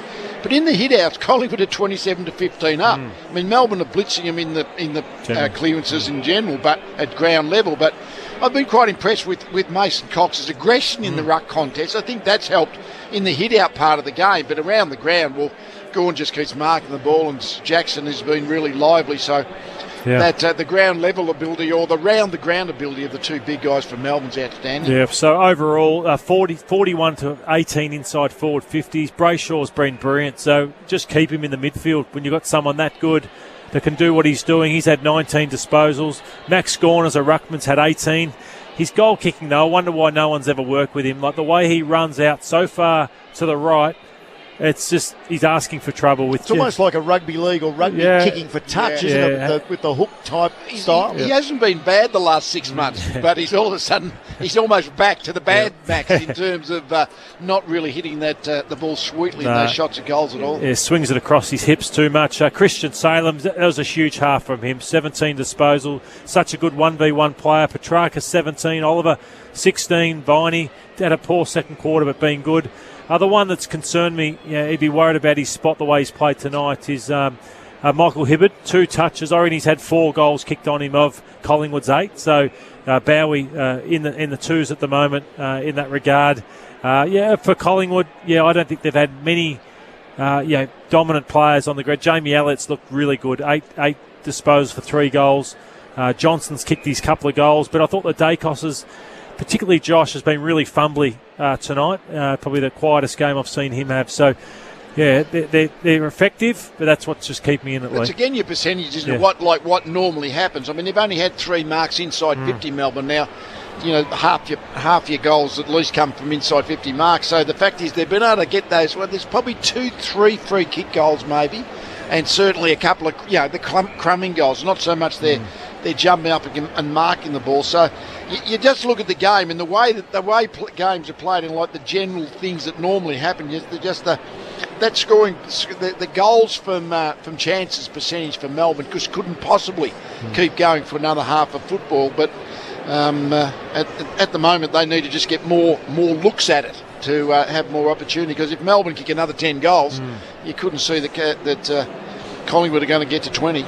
You mentioned Michael Hibberd. When you look at Melbourne sort of from 18 or 19 down to 23, an interesting player for me.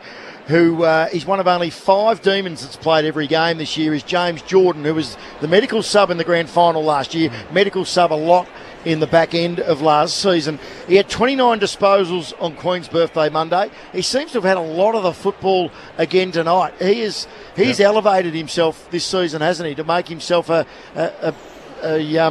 guaranteed pick every week. Yeah, he's had 15 disposals. Sparrow, he's only had the 5, but still he looks at home at the level. Even Jaden Hunt's only had the 3, but he's had Ginnivan. So Ginnivan's only had the 2 touches. Bo McCreary hasn't had a touch so far tonight. So Will Hoskin-Elliott, half spoken about his injury. So, yeah, they haven't got quite... I suppose they've only had 18 touches, so they've been starved of it down there, and May's done a number on Myercheck as well. And McCreary hasn't been able to impact in those other ways either, with the tackling and bumping. We knew just from those comments that Melbourne probably said, well, what's Collingwood's one-trick pony, to use that term? It's to move the ball quickly, get it running through the centre square, and really attack off halfback. But really, every time Collingwood have got the ball, I mean, they've got their 8 goals, but every time they've got the ball, they have to go sideways, go to the opposite wing. But very rarely have they been able to run the ball sort of quickly and break up that Melbourne defence. And that's the Melbourne defence has been solid. A few ground level goals, a few free kicks. So Collingwood have kicked their 8 goals and still in the game. But I think Melbourne have done really well, probably of what was really in the whole coaching theme that Langdon sort of enunciated in his own words, is that, we've got to stop them playing on, stop them getting through the centre square, slow them down, make them go wide, and then our defence will be in position. Before we take a break for some general news headlines, Daniel Harford joins us in the box at halftime with some football news, and it involves the Magpies. Half? It does, Beav. Nice to be with you again. Graham Wright from the Magpies has spoken to our man Johnny Ralph at Fox Footy this evening. He's talked about Brodie Grundy's ankle injury, which has become a bone stress injury. So the knee's pulled up well from his VFL return, says the Buzz, but the ankle injury has emerged, and they're still seeking answers. But he's in doubt for next week as well, and there is a possibility that surgery may be required for Brodie Grundy's ankle injury, his bone stress injury. So that's a bit of a concern. They are still hopeful of finals should that be the case, but there's a bit of a watch on what Brodie Grundy does from here, or what happens to Brodie Grundy from this situation. And the tough thing is, if they decide to bring him in for finals, he's not going to have a game. When would he have last played at AFL level? We'll check that's a while ago. 10 to 12 weeks ago. Yep. So you'd love to have him out there with what I'm seeing tonight, in my opinion, because you'd bring him in straight back in next week on what I've seen tonight from the 2 ruckmen. But it's a long time ago. Round 6. Anzac Day it was, Lloydie. Yeah. You would have been giving some votes for something that I'm sure, but that's a pilot medical update for the Magpies off Broadway. Yeah, thanks for that, Half. That is disappointing news for the star ruckman and for the legion of Collingwood fans. We'll keep you updated on that in the coming weeks, naturally. We need to take a break. Melbourne by 17 points at the main change. 10-7-67 to Collingwood 8-2-50. And that is on the Robot Building Supplies scoreboard. Robot's got it and deliver. robotbuildingsupplies.com.au. It is our halftime wrap, thanks to Cancer Council Australia. That is the latest in the footy. Let's head back to 3AW Towers for some news headlines and say a very good evening to Liz Kefford. Thanks, guys. The Billa-Wheeler family have been granted permanent visas. Officials from the Department of Home Affairs visited the family of 4 at their home to deliver the news. Comanchero bikie boss Mark Buddle will return to court on October 26 after a brief court appearance in Melbourne today. The 37-year-old was extradited from Darwin overnight.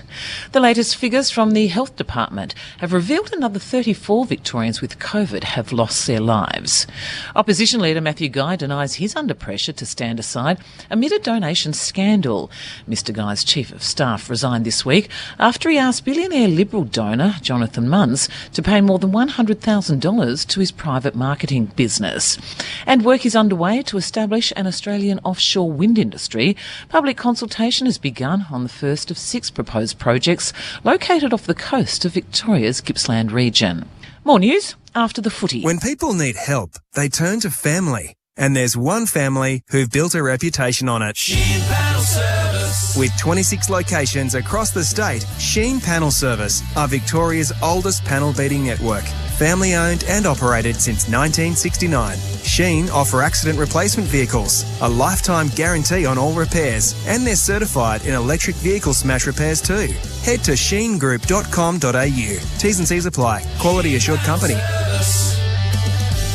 From the cheese down, the Quarter Pounder Deluxe looks familiar. But look up from the juicy beef, and a fresh lettuce and tomato surprise awaits you. Available after 10:30am for a limited time. Forgot to stock up for game day? Run into your local Foodworks and grab your favourite footy snacks to get you through the game. At Foodworks, you're able to shop a huge range of great weekly specials. With nearly 400 stores, there's always one nearby. That works. It really is convenient, and you'll be able to grab your footy essentials with a local store that's a part of your community. Shop local and save at Foodworks. That works. G'day, Thomas Randall here from Castrol Racing. My Mustang's tearing up the mountain, unlocking over 600 horses. You just don't want to get this wrong. That's why we need to get the technical stuff right, using an engine oil that unlocks more power from the same fuel, whether you're heading to work or going around Bathurst. Castrol Edge unlocks the very edge of performance. Every 2 years, if you're age 50 to 74, you'll get a blue and white package from the National Bowel Cancer Screening Program. It's your free bowel screening test kit, and it could save your life. Here's what to do. Take it to the bathroom and put it right where you can see it. Not in a drawer, but on the bench top or on the toilet seat or in the middle of the floor. So the next time you have to go, you'll remember to use it. Please don't put off the chance to save your life. Get to it. Visit bowelcancer.org.au for more information. At Hearing Australia, we make hearing easy. That's our promise. We have devices to suit any budget, which you can try before you buy for 14 days. Call 134-HEAR or go to hearing.com.au to book your appointment today. Conditions apply under the Australian Government Hearing Services Program. Major building projects for the trade or a DIY home reno. Robot Building Supplies is the Australian-owned family-run business you can trust. Robot's got it. Robot's product range is vast and world-class. And when it comes to product knowledge, Robot's got it. Next day delivery in Metro Melbourne. Robot's got it. Over 70 years experience and reliability helping Melburnians. Robot Building Supplies. Notting Hill, Sunshine, Preston, Dramana, Pakenham, Coldstream and Darnham. Robotbuildingsupplies.com.au. ROBOT, Robot Building Supplies. Home is here with Catalano's biggest lounge sale. It's on now. With a range of sizes from 2, 3 and 4-seater lounges to modular options built to the highest quality. You can bring home comfort and relax in style, with all lounges reduced with complimentary free shipping. Shop online or in-store at our Essendon DFO, Alphington, Preston, Springvale or Nunawading showrooms. Free shipping only available on lounge purchases. Throughout Australia, this is 3AW's coverage of the 2022 Toyota AFL Premiership season.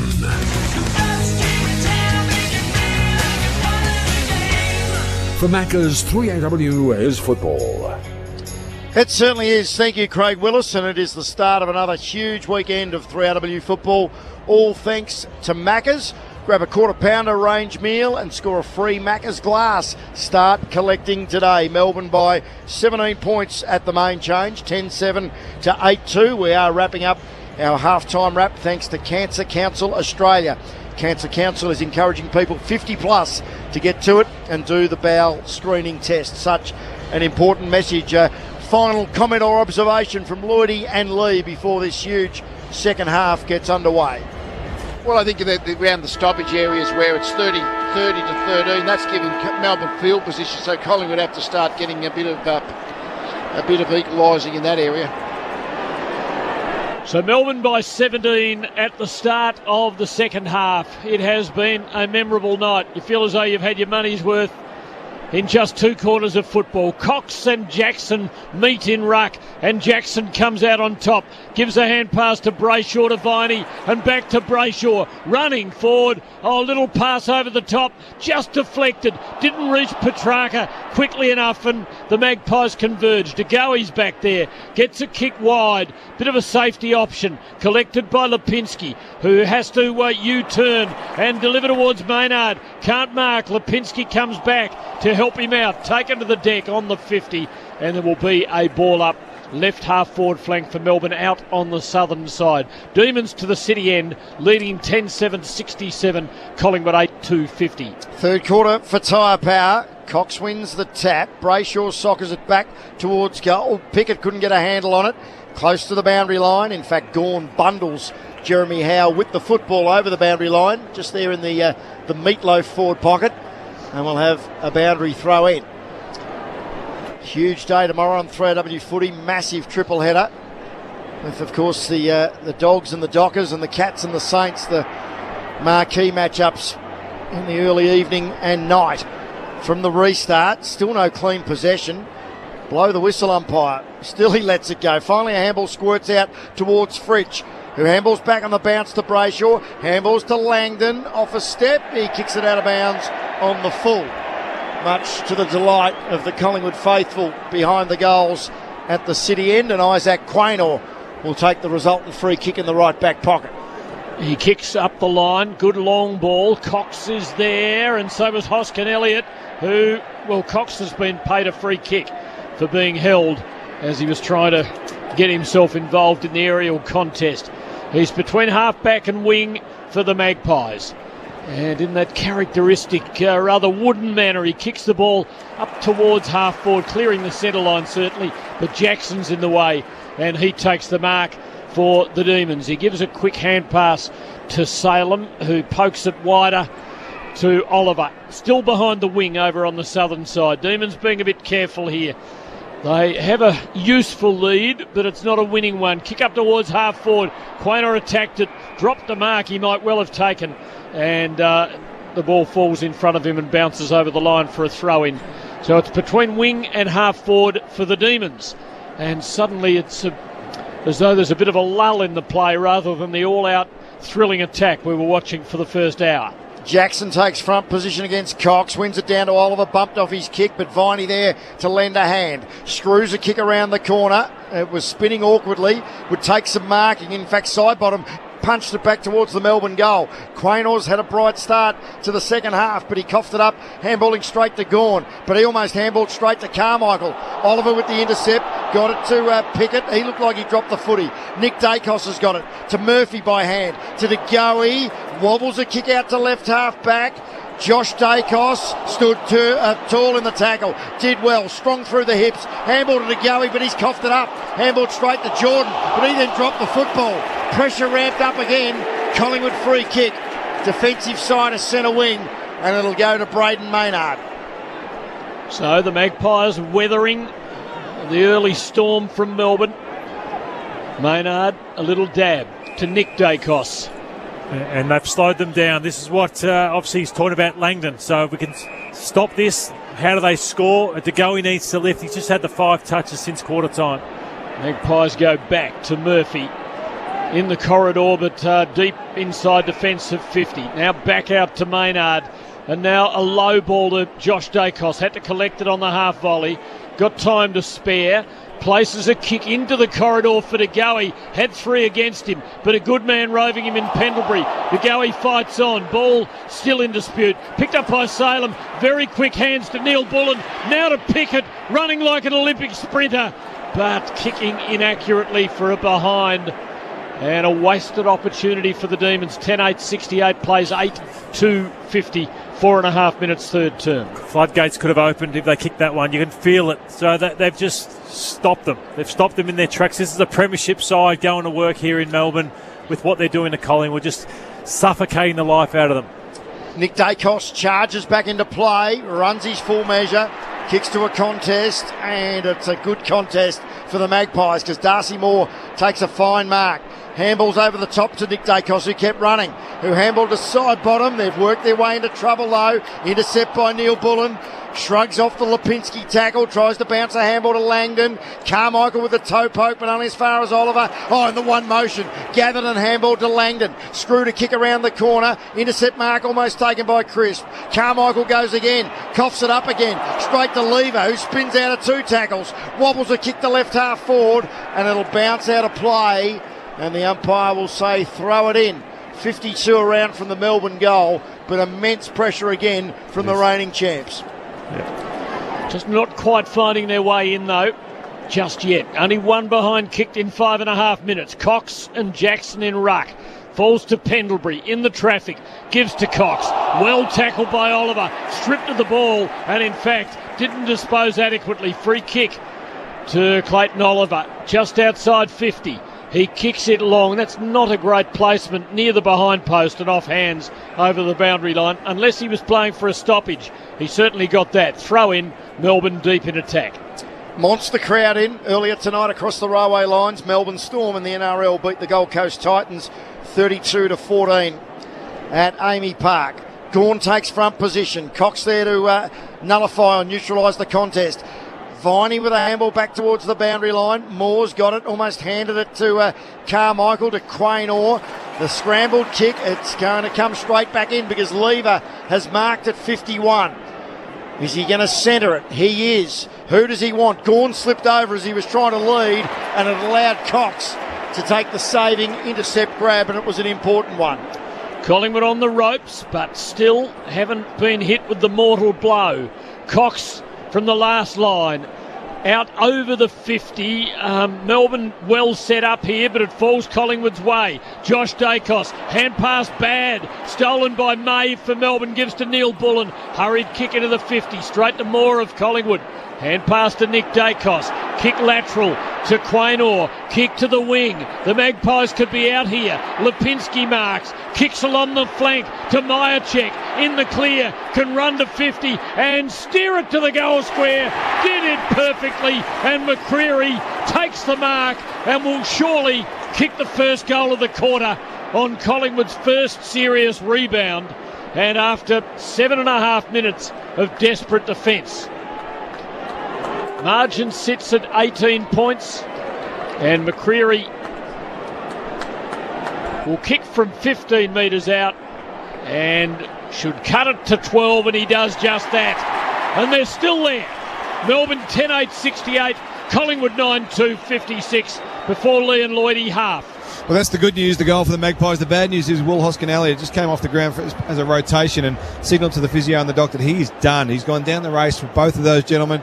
Trent Bianco is getting a bit of a rub from the trainer at the moment, get his hamstrings ready. He's the sub for the Magpies tonight. So that's a pilot medical update. Will Hoskin-Elliott, chances are he may be out of the game. We'll keep you updated.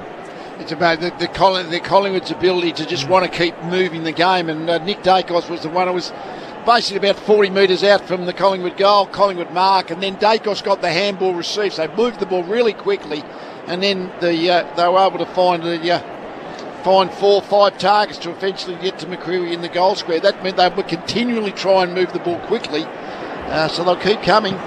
Old saying in football, the longer a quarter goes without a goal, the more important the first one is. Magpies get it, and they get the clearance as well. Jagowie with the handball to Crisp. Spears the ball inside forward 50. The target was Myercheck. Melbourne now defending, and May's got a problem. And a big tackle from McCreery will be rewarded. And he will take a kick from about 49 out, close to the boundary line, preferred side for the right footer.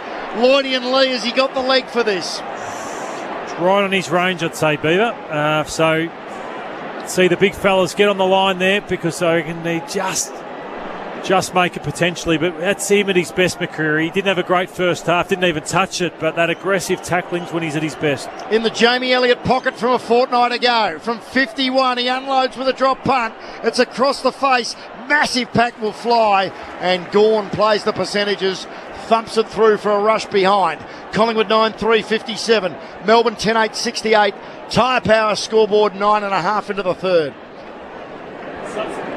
Substitution's been made, we're told, by the Magpies. As Hibberd runs out of the goal square, we'll get to half in a moment.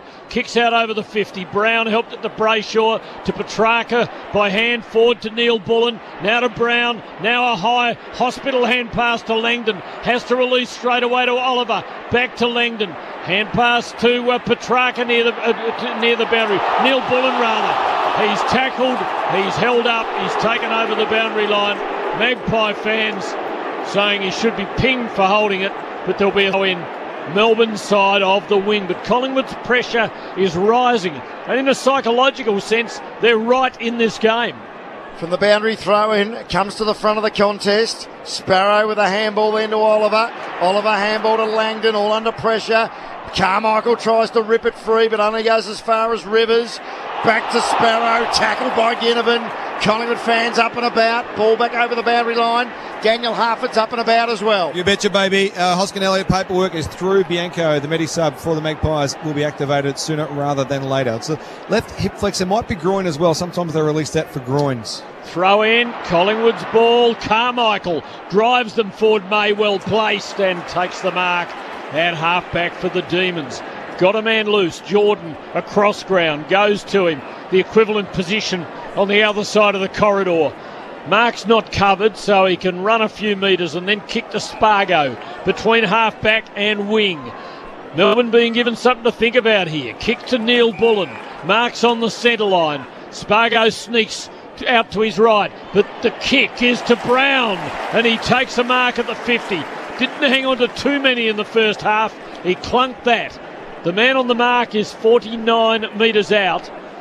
Brought back one, maybe 48. And Ben Brown goes back the full measure to the marker that says Michael Holding. And he lines them up.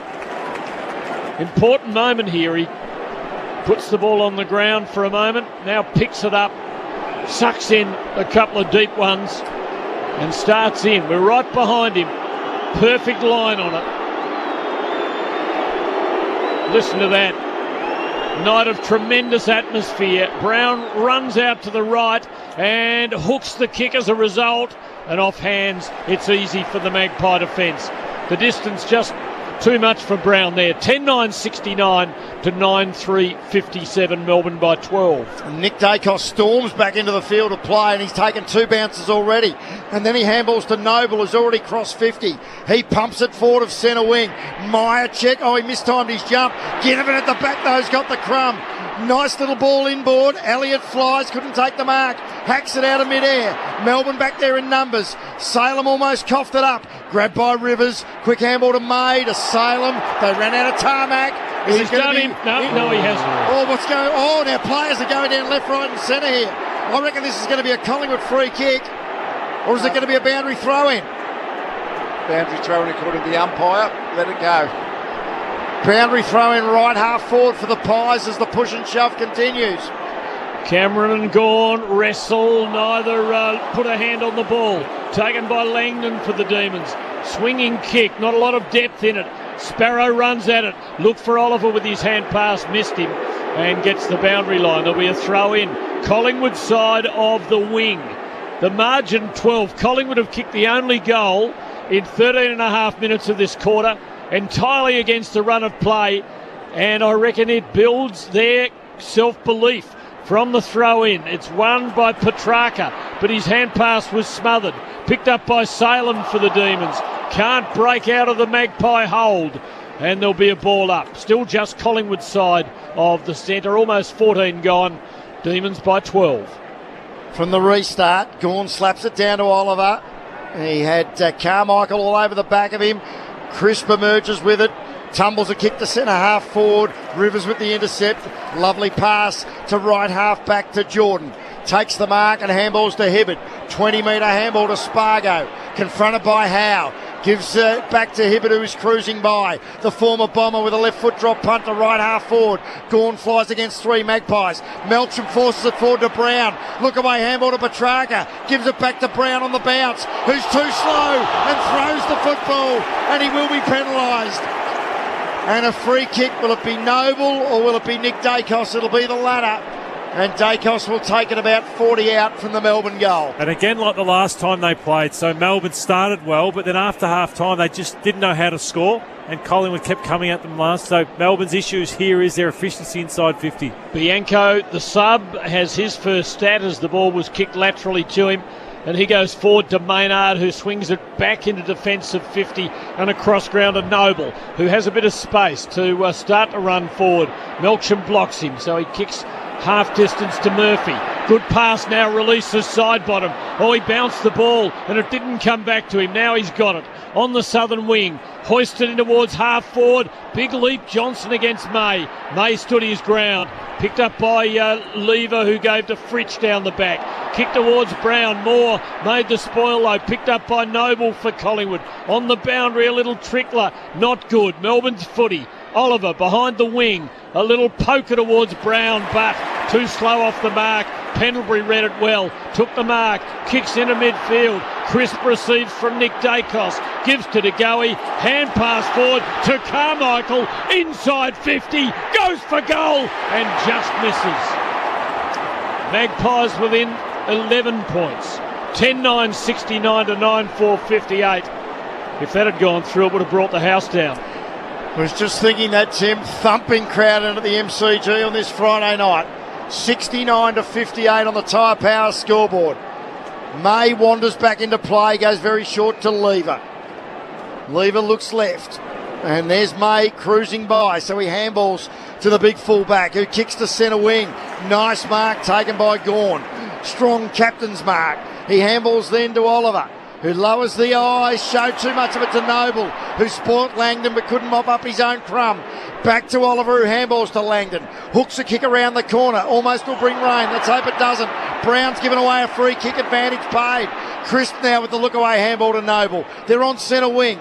Now to the skipper. Everything slows down when Pendlebury's got it. Comes in board and he picks out Howe with a beautiful kick, who handballs to Quaynor. Storming down the ground, reaches the middle, bombs it high into the 50, and Bianco couldn't quite hang on. Got it onto his chest, but it was awkward for him. Elliott's there to help out, but he's buffeted it over the boundary line. There'll be a throw in, left half forward flank at Collingwood's 50. Lloydie, I reckon Collingwood are on top in the psychological battle right now. Oh yeah, they're doing a lot of chasing here, Melbourne, and that run and carry game that the Pies play is starting to take effect. Gawn front position, gets a good swat at this, gains 20 metres. Pickett first there, little fumble though. He's tackled. Gee, I thought he'd lost the ball when the tackle came. No free. Nick Dacos has got it. He runs it along the boundary with a little left footer, and Flintstone's got him. Umpire's still in the Stone Age on this one. Free kick to the Demons to be taken by Hunt just outside defensive 50. Yeah, the wheels spinning early. Oh, Hunt, poor kick into Salem.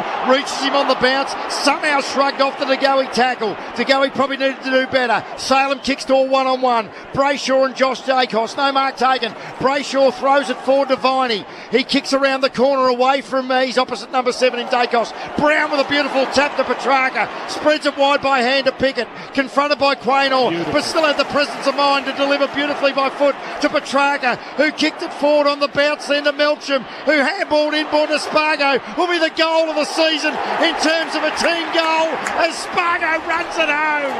What a goal from the reigning champs. That is simply superb.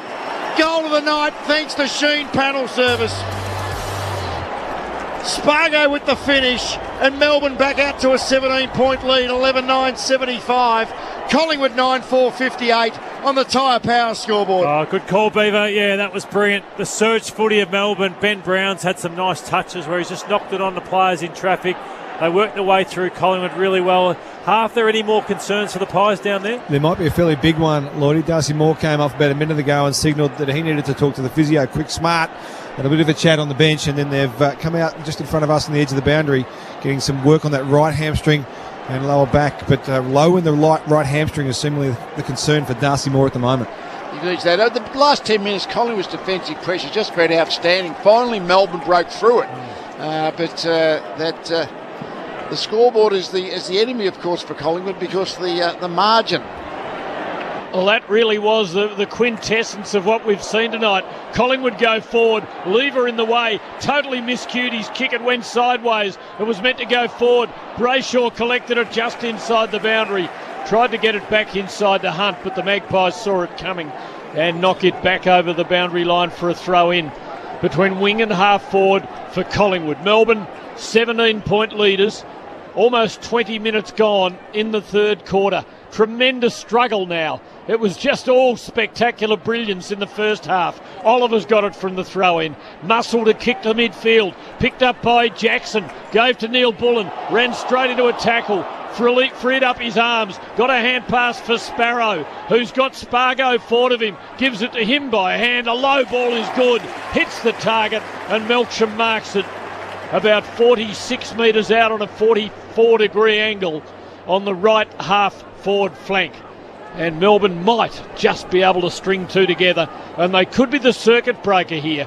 Collingwood were coming at them hard, but the Demons have stiffened their resistance. And let's see what the former bomber, Jake Melksham, can do. He's kicked one. He'll kick it from about 50. It's on its way. It's a cross goal. And it'll be an aerial contest. Jackson tried to take it at the second bite, couldn't. And the Magpies take it through for a behind. 11-10-76 Melbourne. 9-4-58 Collingwood. That's an 18-point lead. And now that the game has ground down as it has, 18 points is worth a bit more than it was in the first half. Yeah, the Demons have won the quarter by a point. Melbourne with 10 individual goal kickers.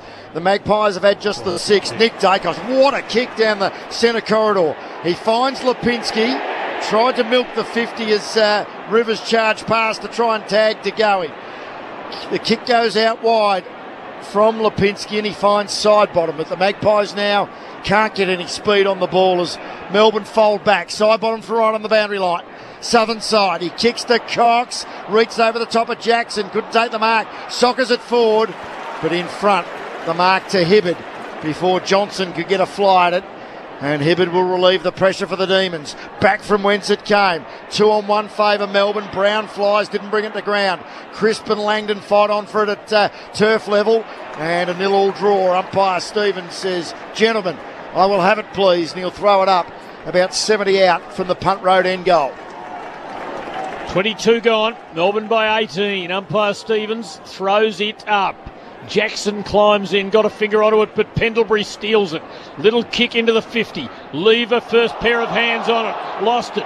Ginnivan gives to De Goey. Swings a left footer to the goal square, and it's a Collingwood mark at the top of the square, taken by Myercheck, who mightn't have done much, but he's bobbed up in crucial moments and would almost certainly kick his second goal here, and again cut the margin back to a couple of kicks. Collingwood hanging on all night, but they're still there, and Myercheck comes in and finishes the job. He does. He dragged it a bit left, but it's okay. I think there's going to be a conference. It's not over yet. Goal umpire might have been out positioned by the kick. He scored a point. Oh. Review underway. So on-field call is a behind. Oh, what a bad miss if that's... As it shaved the post. Might be outside the post. Looking to see whether it shaved the inside of the post. Can you overturn on what we see? That's the question. I reckon it probably is a goal. Yeah. But it might be very Review hard. complete. Looking at these angles, there appears to be a gap between the ball and the goalpost as it goes past, and no spike on edge. Decision on the scoreboard. Myercheck gets his second goal, and by a whisker, Collingwood's 10th, and it cuts the margin to 12 points. 11-10-76 Melbourne, 10-4-64 Collingwood. 24 gone third term. Well, persistence failure cannot cope with perseverance. Ellen G used to say that 40 years ago, and it's the case. Collingwood have just kept at it and at it and at it, and they've nagged at Melbourne and just been able to keep the scoreboard ticking over. They've got their 10 goals, but now they've just shut Melbourne scoring down this quarter, so it's been a great effort. I don't think I've seen anything like it. So 25 less inside 50s yet a goal difference. So the efficiency of Collingwood, the struggles of Melbourne inside forward 50, and that's why it's game on. 1-6 is the lead. Donvale Football Club update. The trio are having a great day in Birmingham. Now still listening to us in the Walkabout pub and having a chat to Steve Monaghetti. Are they going gold? Yeah, well, they're having a ball. That's Mutz, Fletch and Popeye. Back in the centre. What a game of football this is. Lipinski with a little fumble allows Jackson in, and then he fumbles. Neil Bullen's got Noble all over the top of him. Ball not coming out. Umpire having a good look. And umpire Finlay says, give it to me. He will throw it up slightly into Melbourne's attacking half. We're 25 minutes into the third quarter. Melbourne by 12 points. Cox wins the tap to no one in particular. DeGoey worried out of it. Ball falls to Lipinski. Wobbles a kick out towards centre wing. Foot race on. Petty should get there first. Got a shocking bounce. Hunt goes in and grabs it, but Cameron grabs him immediately. And ball work for umpire Finlay to do. Still in neutral territory, although it is slightly into Collingwood's attacking half. Late in the quarter now. Ball up. Jackson and Cameron. Cameron the firmer hand on it. Down to Pendlebury. Immediately gang tackled. Viney and Petrarca got hold of him. Another ball up. Collingwood side of the centre line. Jackson went early. Cameron brought it down for DeGoey, who did well to control the ball and then put it onto his left boot and kicked out on the full. Disappointing error. His effort to get the ball and set the play up was good. Free kick Melbourne's way. Cleared away towards the wing where Gawn got his hands on it and can't take the mark. Well done Cameron to knock it on, and by Maynard to knock it on some more. But Petrarca intercepts for Melbourne. Gave to Jordan, to Gawn, to Brayshaw, under the pump. Soon as he got the ball, he had the hand pass. Oh, Fred's got him. What could he do though? No, he knew what he was doing, Tim. I know, it's insufficient. I don't think he could have released the ball without it going over the line. Well, that's what he hand passed it towards the boundary line, though. That's always going to be a free kick. Jeremy Howe kicks in the Cox direction. Gawn parks underneath it. Ginnivan, was he caught high? Play on's the call. Lipinski with the snap at goal. And it's curled home! Patrick Lipinski kicks a late goal in the third term. And the Pies are back within one straight kick. The margin is 6 behinds. Collingwood 11-4-70. Melbourne 11-10-76.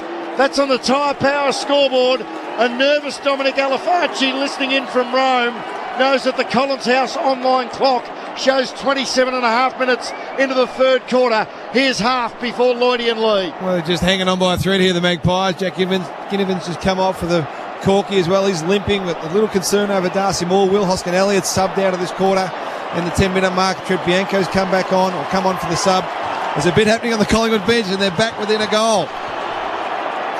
Extraordinary effort by the Magpies to be so close. Trying to win an 11th on the trot. Gawn against Cox. Taken by Petrarca, gives to Brayshaw. Quick release by foot into half forward. Lands untouched. Maynard covered it, but then Pickett socketed it to Neil Bullen, to Gawn, who's going to try and bend it off the outside of his boot. But Max's ambition exceeded his ability, and he's put it out on the full. It's Collingwood's ball in the last line. Murphy to take the free kick. Had some options to dish off by hand, didn't he, Lloydie? I've seen a bit of that tonight, Beef. Yeah. Players not giving it off. A few of his teammates gave the captain a spray as well. Murphy's long kick in, no mark taken. Gawn tries to handball to May. Ball squirts out to Oliver. Handball to Salem off a step. Lovely weighted pass to Petrarca. Probably just outside his range. Or maybe not. Man on the mark stands at about 51 and a half, directly in front. And Petrarca's body language, Lee, suggests he's thinking he can thump this through at the city end. He's going to have to carry it the best part of 60 metres, so it's going to really take a good timing from them. He does have a powerful right leg. Petrarca, well, was that a deliberate play? It was, and Brown is marked on the boundary line, right forward pocket, about 15 out. And he didn't quite pull the kick because it sprayed out to the right, but it spun like a normal drop punt. It did. Not bad with these either, Ben Brown. He's on a tight angle, but he's good at the bananas. So he's going to do a banana for that right foot on the boundary. Even a handy point would be nice here. A goal would be better, but to go 7 points or 2 goals up at three-quarter time. Can't have a long run in or else he'd start in the Hugh Trumbull Cafe. He goes the banana and it was always narrow. Down in the Wayne Harms pocket and a minor score, which makes it a 7 behind game. 11-11 plays 11-4. The Demons with their nostrils in front on the Tyre Power scoreboard. Noble brings it in. Low down to Howe, who takes the mark. Still only about 30 metres around from the behind post. Southern side drives it long towards the wing where Meyer checks in front. Fisted Melbourne's way. Gives Langdon a run at it. Hand pass to Petrarca. Sweeper inside to Neil Bullen. But Darcy Moore saw it coming. And he got the Melbourne hyphen, took him down and forces a ball up to the chagrin of Magpie supporters who say that every time one of our players tackles a Demon, there is only one decision and that's ball. Maybe it's just me, Tim, as the siren goes. Seems like umpire Finlay's had to do about 70% of the decision-making tonight, and he gets the boos as well on the three-quarter time siren. Another thrilling quarter. And after trailing by 17 points at the half, Collingwood kicked 3 goals 2 to 1 goal 4 and trail by just 7 points with a quarter to play on the Tyre Power scoreboard. Get your free 5-minute tyre safety check at Tyre Power. Melbourne 11-11-77. Collingwood 11-4-70. Melbourne have 10 individual goal kickers. Fritsch has 2.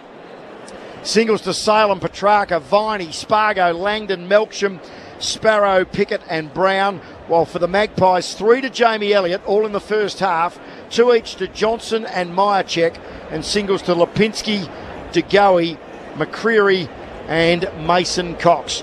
Melbourne led by 8 points at quarter time, 17 at the half, but they lead by just 7 with a quarter to play. A quick break and then back with Lloydie and Lee right after this. Melbourne leading 77-70 at three-quarter time. For Macca's 3AW is Friday Night Footy. It pays to know with word on the street on 3AW. Tom Elliott wants you to be his eyes and ears for a chance to pick up the daily prize. A $200 voucher from Catalano Interiors. Plus, a crack at a $5,000 yearly runner-up voucher thanks to Catalano Interiors. Make a call, email or post a message on Facebook or Twitter. The word on the street daily prize for Catalano Interiors. Our furniture, your home. Visit their 5 Melbourne showrooms or catalanointeriors.com.au. Every business is different, which is why Optus has introduced Business Plus.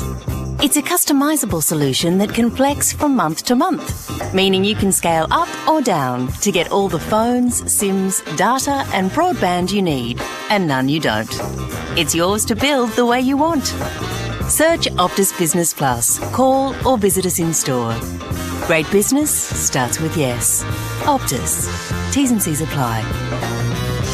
At Hearing Australia, we make hearing easy. That's our promise. We have devices to suit any budget which you can try before you buy for 14 days. Call 134HEAR or go to hearing.com.au to book your appointment today. Conditions apply under the Australian Government Hearing Services Program. For your chance to win tickets to the 2022 Toyota AFL Grand Final, fill up with 30 litres or more of Shell fuel in August or Shell V-Power Premium Fuels to receive a bonus entry. Prize includes airfares, accommodation, transfers and tickets to the AFL Grand Final breakfast for you and 3 friends. Visit shell.com.au/grand final.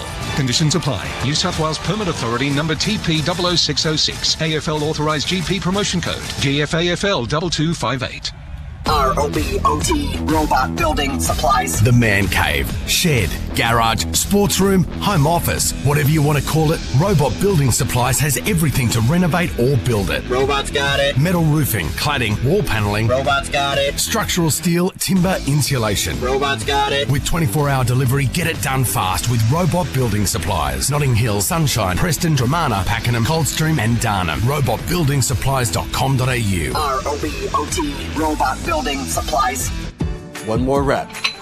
You know that feeling you get when things just magically work? Like when my 300 gyms get restocked ahead of schedule? Bingo! Your equipment supplier has Salesforce Customer 360. It unites teams around gym owners like you for wow moments like when new weights come in my custom shade of blue. And those gym towels you liked? So plush, so thick. With just one click. Wow. See how uniting your teams can help you wow customers at salesforce.com/360. On the way to the game, at half-time, or after the siren, a Macca's Run has you covered. Fuel up on Big Macs, Quarter Pounders, Nuggets and more at a Macca's restaurant. Like Specky's at the G, I'm loving it. Macca's, proud partner of 3AW Football. 3AW Footy Highlights. Tomajacek in the clear, can run to 50 and steer it to the goal square. Did it perfectly, and McCreery takes the mark and will surely kick the first goal of the quarter. Should cut it to 12, and he does just that. And they're still there. To Petrarca, who kicked it forward on the bounce, then to Melcham, who handballed inboard to Spargo. Will be the goal of the season in terms of a team goal as Spargo runs it home. What a goal from the reigning champ. That is simply superb. Jeremy Howe kicks in the Cox direction. Gawn parks underneath it. Ginnivan, was he caught high? Play onto the call. Lipinski with the snap at goal. And it's curled home.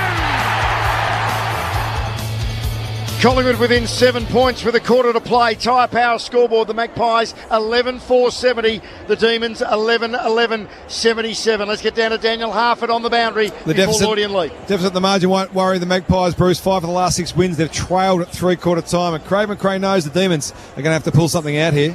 Normal game for Collingwood, really. Close score, goal into the three-quarter time. Yeah, opposition start to realise the last quarters, if we're behind, we're not going to give up. And on the flip side, there's a lot of belief in our group that we can play the minutes. You're going to have to play the minutes to beat us at the moment. And we'd like to be in better positions so we're not in those situations. But we've worked hard at that part of our game, and if it's tight on the weekend, it'll be interesting to see how it plays out. Craig McRae there, speaking last week, you got to play minutes to beat Collingwood. So you got to play it right out, and that's the confidence and the belief that they've got. I remember Port Adelaide had it a number of years ago. They were steamrolling home, and in their minds, they believed they were fitter than opposition, and they could beat teams in the run home. So, you feel like Collingwood are running the game out better. Melbourne are having more entries, but in terms of being able to score, Collingwood have that advantage. Here we go, a quarter to play. Proudly brought to you by Tyre Power. Umpire Andrew Stevens in the middle of this mighty Coliseum holds the yellow Sharon aloft. Melbourne 77, Collingwood 70. Can the Magpies make it 11 in a row? Cameron to go against Gawn, and it's a pretty ordinary bounce. It will be recalled. It favoured Gawn, who smashed it towards the punt road end goal, and it will be recalled, and that, folks, is what you call an anticlimax. We all take a breath. Centre square resets. And umpire Stevens throws it into the night sky. Gawn again gets the tap and then hacks it forward out of mid-air. It tumbles out of the centre square. It reaches the paint of 50. Pickett getting tackled. Got a handball to Spargo. Handballs to Oliver. Left foot kick around the corner. On to go. He dropped the mark. Is it going to allow Fritsch in? Little fumble. Tackled by Murphy. Still tackled by Murphy. Brilliant tackle by Murphy. And he'll be rewarded, the tall Collingwood defender, to relieve the early pressure after Melbourne's first inside 50 of the term. Another one of those balls where could Fritsch have handballed to someone? They haven't given that first give tonight, the D's. Got a message from Julius, listening in to 3AW from Virginia Beach in the States as Collingwood go forward to Maynard. Swings it wide, wider than he wanted with the left boot. It's out to the boundary and on the hop over the line for a throw in 60 metres out from Collingwood's goal at right half forward. And Rowley and Susie Wetnall listening in the London sunshine. We are international tonight with this high stakes fixture. And why not? What a setup this game was, and it is living up to the billing. Throw in, Gawn's able to take it out of the air and sweep a left-hand pass to Petrarca, who collects, wanted to go forward, but he was held up, gave it off to Oliver, who ran into trouble. Jordan tries to get them out of it, gives to Gawn. They're being forced backwards. Now to Hunt. Quiet player, swings it over the centre line. Brown did well in front of Maynard, took a mark, gives to Petrarca, spears a pass, and Fritsch marks it 60 out. Left half forward flank Demons would love to strike the first blow here. Just one goal in that third quarter, and it took a monumental team effort to achieve it. Fritsch sits this up. No one can mark, and Collingwood have it covered. Side bottom thumps the left footer, and it lands on the chest of Nick Dacos. He's taken off. He took a stunner step over the mark. Tackled, lost it. Petrarca picked up. Gave to Viney. Gave to Fritsch. He ran into trouble. Had to release. Did just in time. Viney's got it back. Sweeps the hand pass to Jordan, 60 out. Kicks into the 50, but Collingwood got all the bases covered. Picked up by Ginnivan, who got it onto his left foot. A rainmaker. No one can mark it. Howe took the crumb, gave to Maynard. Back to Howe. Swings a kick. Out over half-back. Petty makes a good spoil on Johnson. Puts the ball over the boundary line. There'll be a throw-in, forward of the wing for the Demons. Let's get down to half. Nick Dacos was actually hurt in that tackle, Daniel. Yeah, smashed to smithereens. Looks like a right rib injury at this stage. To the extent we're not quite sure, but he's had a spell on the bench with a doc and the physio. He's just wobbled over the line now from the restart. Salem with a wild handball back towards the boundary line. It is intercepted by Crisp. Tackled by Oliver. Freed the arms. Got it to Ngawi. Storms away from Salem. Wobbles a kick to right half forward. Oh, almost a brilliant mark taken there by Johnson. Throws it between his legs. Did he get away with it? Elliott with the banana kick. It was always narrow. Never gave it a chance. That was on the full too, that ball. So yeah, and in fact, I reckon we might be going to the video, Lloydie. Yeah, the goal umpire unsure of it. I don't think the boundary umpire had a good look either, so they'll have to go upstairs, you'd think. And really, it's got to be the umpire's call because I can't see. Umpire's call is out on the full. Please confirm. I don't think it could be overturned. It's way above the height of the behind post and terribly difficult. Review complete. Looking at this angle, we can see the ball crosses the line on the boundary side of the post. Decision on the scoreboard. So out of bounds on the full, which is a big call given it is a 7-point game. And it'll be Stephen May with the resultant free kick. Some would argue that it shouldn't have even got down there because Ash Johnson with that flip between the legs was quite extraordinary, but probably should have been penalised. Magpies don't stand the mark. May kicks long in the Gawn direction. Had to go the spoil though and puts it over the boundary line at 65 metres now away from Collingwood's goal front. Melbourne can't find a way in when they go forward, and goals have become really difficult for them, and Collingwood are just the team more likely to kick a couple. Gawn and Cameron in ruck. Cameron just crashed Gawn and took him out of the contest. Picked up by DeGoey. Quick kick is good. Lipinski marks it. A step inside the 50. He's on the right half forward flank and out on the boundary. But he can put it into a dangerous spot. He goes for Elliott, who clings to the mark. And he's got it 20 metres out in the right forward pocket. Tough angle. But you wouldn't rule out the possibility of him finding a way. Does he run out with the left boot? Or does he do it? Yeah, it looks like he's going to do that, Tim. Yeah, one goal since the 24-minute mark of the second quarter, Melbourne. This guy looks a difference, Jamie Elliott. He's kicked 3. He takes 2 steps. He miscues it. And it's been marked for Collingwood on the scoreline by Johnson between the behind post and the goal post. Or has it? We're going to have a review to see whether it crossed the line before a mark had been completed. Score review, umpire's call is a mark. Please confirm it was marked inside the field of play. Review underway. And you can see why the review's been called for, because there's a fair bit of Sherrin visible behind the goalpost padding, but I don't think all of it is, in which case it will be a mark. Not determined yet, but I expect that'll be the outcome. Bunkerman is taking his time here. He wants to get this just right. But really, there's only one decision for it. It's a matter of at which point does it say, OK, now Review he's controlled complete. the ball? Looking at these angles, we can see the ball is controlled before crossing the back of the behind line. Decision on the scoreboard. So it is a mark. And Johnson, with the man on the mark on the scoreline between the goal and the behind post, should be able to run out and pop it through with the left boot without too much difficulty.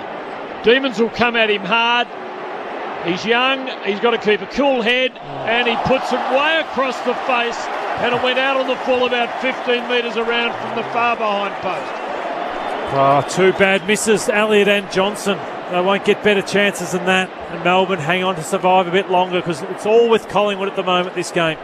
Last 40 seconds of play, seems like it's taken about 4 minutes as May goes very, very short to Lever, but the mark was paid. Lever goes long. Gawn the target, and why not? He actually has to punch it away from Cameron. Grabbed by Pickett, tackled by side bottom. Ball spilt to Langdon. High up and under. Howe in from the side, no mark taken. Carmichael grabs the crumb. 40-metre kick to left half forward. Gawn takes this mark. And he'll defend for the Demons from right half back into the centre corridor and to Petty, who handballs then to Petrarca. Bumped as he kicked it, but still found Jordan, who marks it between half back and centre wing. And Tim, I can now tell you that Jeff has his 3AW app glued to his ear in Stockholm as well as we continue to go around the globe. Kick from Jordan, clears the wing, and should have been marked by Fritsch. He did everything right and then dropped it, and it fell over the boundary line right in front of Daniel Harford on the members' wing. Nick Dacos emerged from the rooms downstairs, very, very sore in that right rib from that tackle before. He's coming back on now, but he's absolutely not comfortable. He's going to fight through this. So they've got their sub on, and they could be down another man, or he might be reduced in effectiveness. Throw in. Oliver gets a kick forward for Melbourne. Bouncing ball into the 50, but Howe is equal to the challenge. He gives it off by hand, and it's that man Nick Dacos who collects it, delivers a little pass out wide, but it finishes up over the boundary line for a throw in between wing and half forward for the Demons, who cannot get close at the moment to constructing a goal. More than 15 minutes of playing time remaining in the final term from the restart. Grabbed by Jordan. He's grabbed one by Lipinski. Tackled over the boundary line right in the middle of the interchange gates. And we'll have another boundary throw in. Nick Dacos, 26 disposals. The next best Collingwood, Jordan to go with 20. And for the Demons, Oliver and Petrarca, 32 apiece. We still haven't had a score in this final term, which is 9 minutes old. From the restart, Crisp with the crumb at the back of the pack. Ball to boot quickly. Tumbles inside forward 50. Is Johnson a chance? Petty gets there first. Johnson wraps him up in a big tackle, and both players and the Sherrin roll over the boundary line for a stoppage, a throw in, 30 around from the Collingwood goal. Collingwood looked the most dangerous when Nick Dacos has got the ball in hands. He's the running bounce off half-back's their main scoring weapon. Gawn and Cameron man-handling Gawn at all of those throw-ins, and I reckon the umpire should be a bit more alert to that. Melbourne's footy here. Viney had it tackled. Let go of the footy. He's gone. It's a Collingwood free kick. 15 metres out. 45-degree angle, slightly tougher, and it is Elliott, their sharpest shooter, in fact, the sharpest on the ground with 3 goals. And surely he'll finish the job here. Collingwood 7 points down, but they are inexorably wearing away at Melbourne, and this will put them closer than they have been for a long time if he kicks straight. He comes in, and he does. Very straight, right through the middle straight. Collingwood trail by just 1 point. Melbourne 11-11-77, Collingwood 12-4-76 on the Tyre Power scoreboard, and we're 10.5 minutes into the last quarter. That's an interesting free kick, that one. I mean, the tackle ball goes out of his hands when he's tackled, but normally that's just play on. I don't think he had prior opportunity, so they've had three goals from holding the ball decisions, Collingwood, all a little bit iffy. Season best 4 goals for Jamie Elliott. What a night to produce it. Game 150, a couple of weeks shy of his 30th birthday, and he's dragged the Pies back to within a point. Yeah, he's been huge. His forward 50 pressure has been enormous. So that's 4 tackles inside 50, created 3 goals from tackles. Up to 21 majors for the season. Cox and Jackson in the ruck. Jackson might have got a paw on it, but De Goey emerges with it. Runs 10, kicks at 50. Elliott again, no mark taken. Hunt there, tackled by Bianco. Ball spills free and Rivers loses it. Grabbed by Hunt again. Handball to Viney, handball to Langdon. Almost at right half back. He thumps it to centre wing. Neil Bullen's going to have to be good here, taking on 2 Pies. Maynard flips it over his head. Nick Dacos grabs it, waits the pass in looking for Ginnivan. Gets to the back of the contest. Hunt there, met full chested by side bottom. Can they hold the ball in, Collingwood? Umpire's whistle goes now, and we'll have a throw up 51 out from the Collingwood goal. A step in from the boundary line at left half forward. Dare one say it is all Collingwood right now. A point in it, Cox and Jackson, and Cox cleverly brought it down, but Carmichael's kick was smothered. Demons collected through Jackson. Maynard came very hard and put Neil Bullen down. No response from the umpire. He felt fair contact. Pack forms, ball up 60 metres from Collingwood's goal. Jackson climbs high. Side bottom steals it. Quick kick forward. Johnson picks up the mark low down and can line them up from 45 metres. Just off directly in front. Forward footy. They like to play forward footy, Collingwood, when it's under pressure, out of those pack situations. Quick kick forward. As long as you know your forwards know that kick it might come, then you push the front position, which is what Johnson did. So dangerous, Johnson. He just keeps bobbing up, getting scoring opportunities. Not a big disposal winner, but lining up for goal number 3. And a goal here. Well, you'll know about it. You'll hear it as he comes in. It's on its way. And Johnson's third goal gives Collingwood the lead. 13-4-82 to Melbourne, 11-11-77. 13 minutes into the last quarter, and it is hard to see Melbourne kicking a goal. At the moment, they've just dried up in their forward third, and that tackle for Maynard, though, Melbourne looked like they had a few overlapping runners about to come through that wing side of the centre square, but Maynard just nailed the tackle, body to body, clamped him. Not only did he get the blade, the tackle was so aggressive, it just lifts the teammates around him. Oh, and there was a big to-go clearance too. That was big in the centre of the ground, so they just can't get their hands on the footy here and get some entry territory, lock the ball in. Collingwood will just keep finding answers in defence and then getting that speed on the ball again. Just another night where this venue and this code is a glaring example of it being the heartbeat of this great city. Can Melbourne respond? As Viney with the clearance with a handball to Rivers. The place is absolutely heaving. Kicks almost a full forward. Brown with the crumb. Handballs to Neil Bullen. Played for the free kick. Nothing doing. Fritsch dives in head first. Umpire says I'll throw it up. 30 out from the Melbourne goal directly in front. Collingwood in front for the first time since Jordan De Goey kicked the opening goal of the night. A crowd well in excess of 70,000.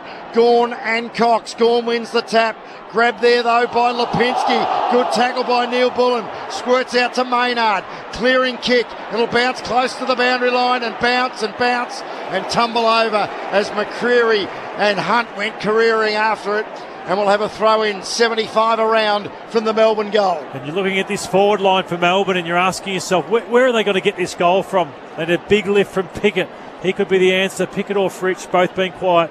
Cox beats Jackson here and fists it 15 metres. Stolen though by the Demons momentarily. Now it's in dispute. Lipinski tried to knock it on. Lifted it off the ground. No free kick. Hunt's got it for Melbourne. Bombs a high one in towards the 50. Gawn takes a mark. It bounced off his chest. Got it at the second bite. He goes to Fritsch, who's going to be in a contest, but at the back it falls onto the chest of Ben Brown. 35 out, 45-degree angle. He hurries back as though time is on the wing. I guess for that long run-up, it is.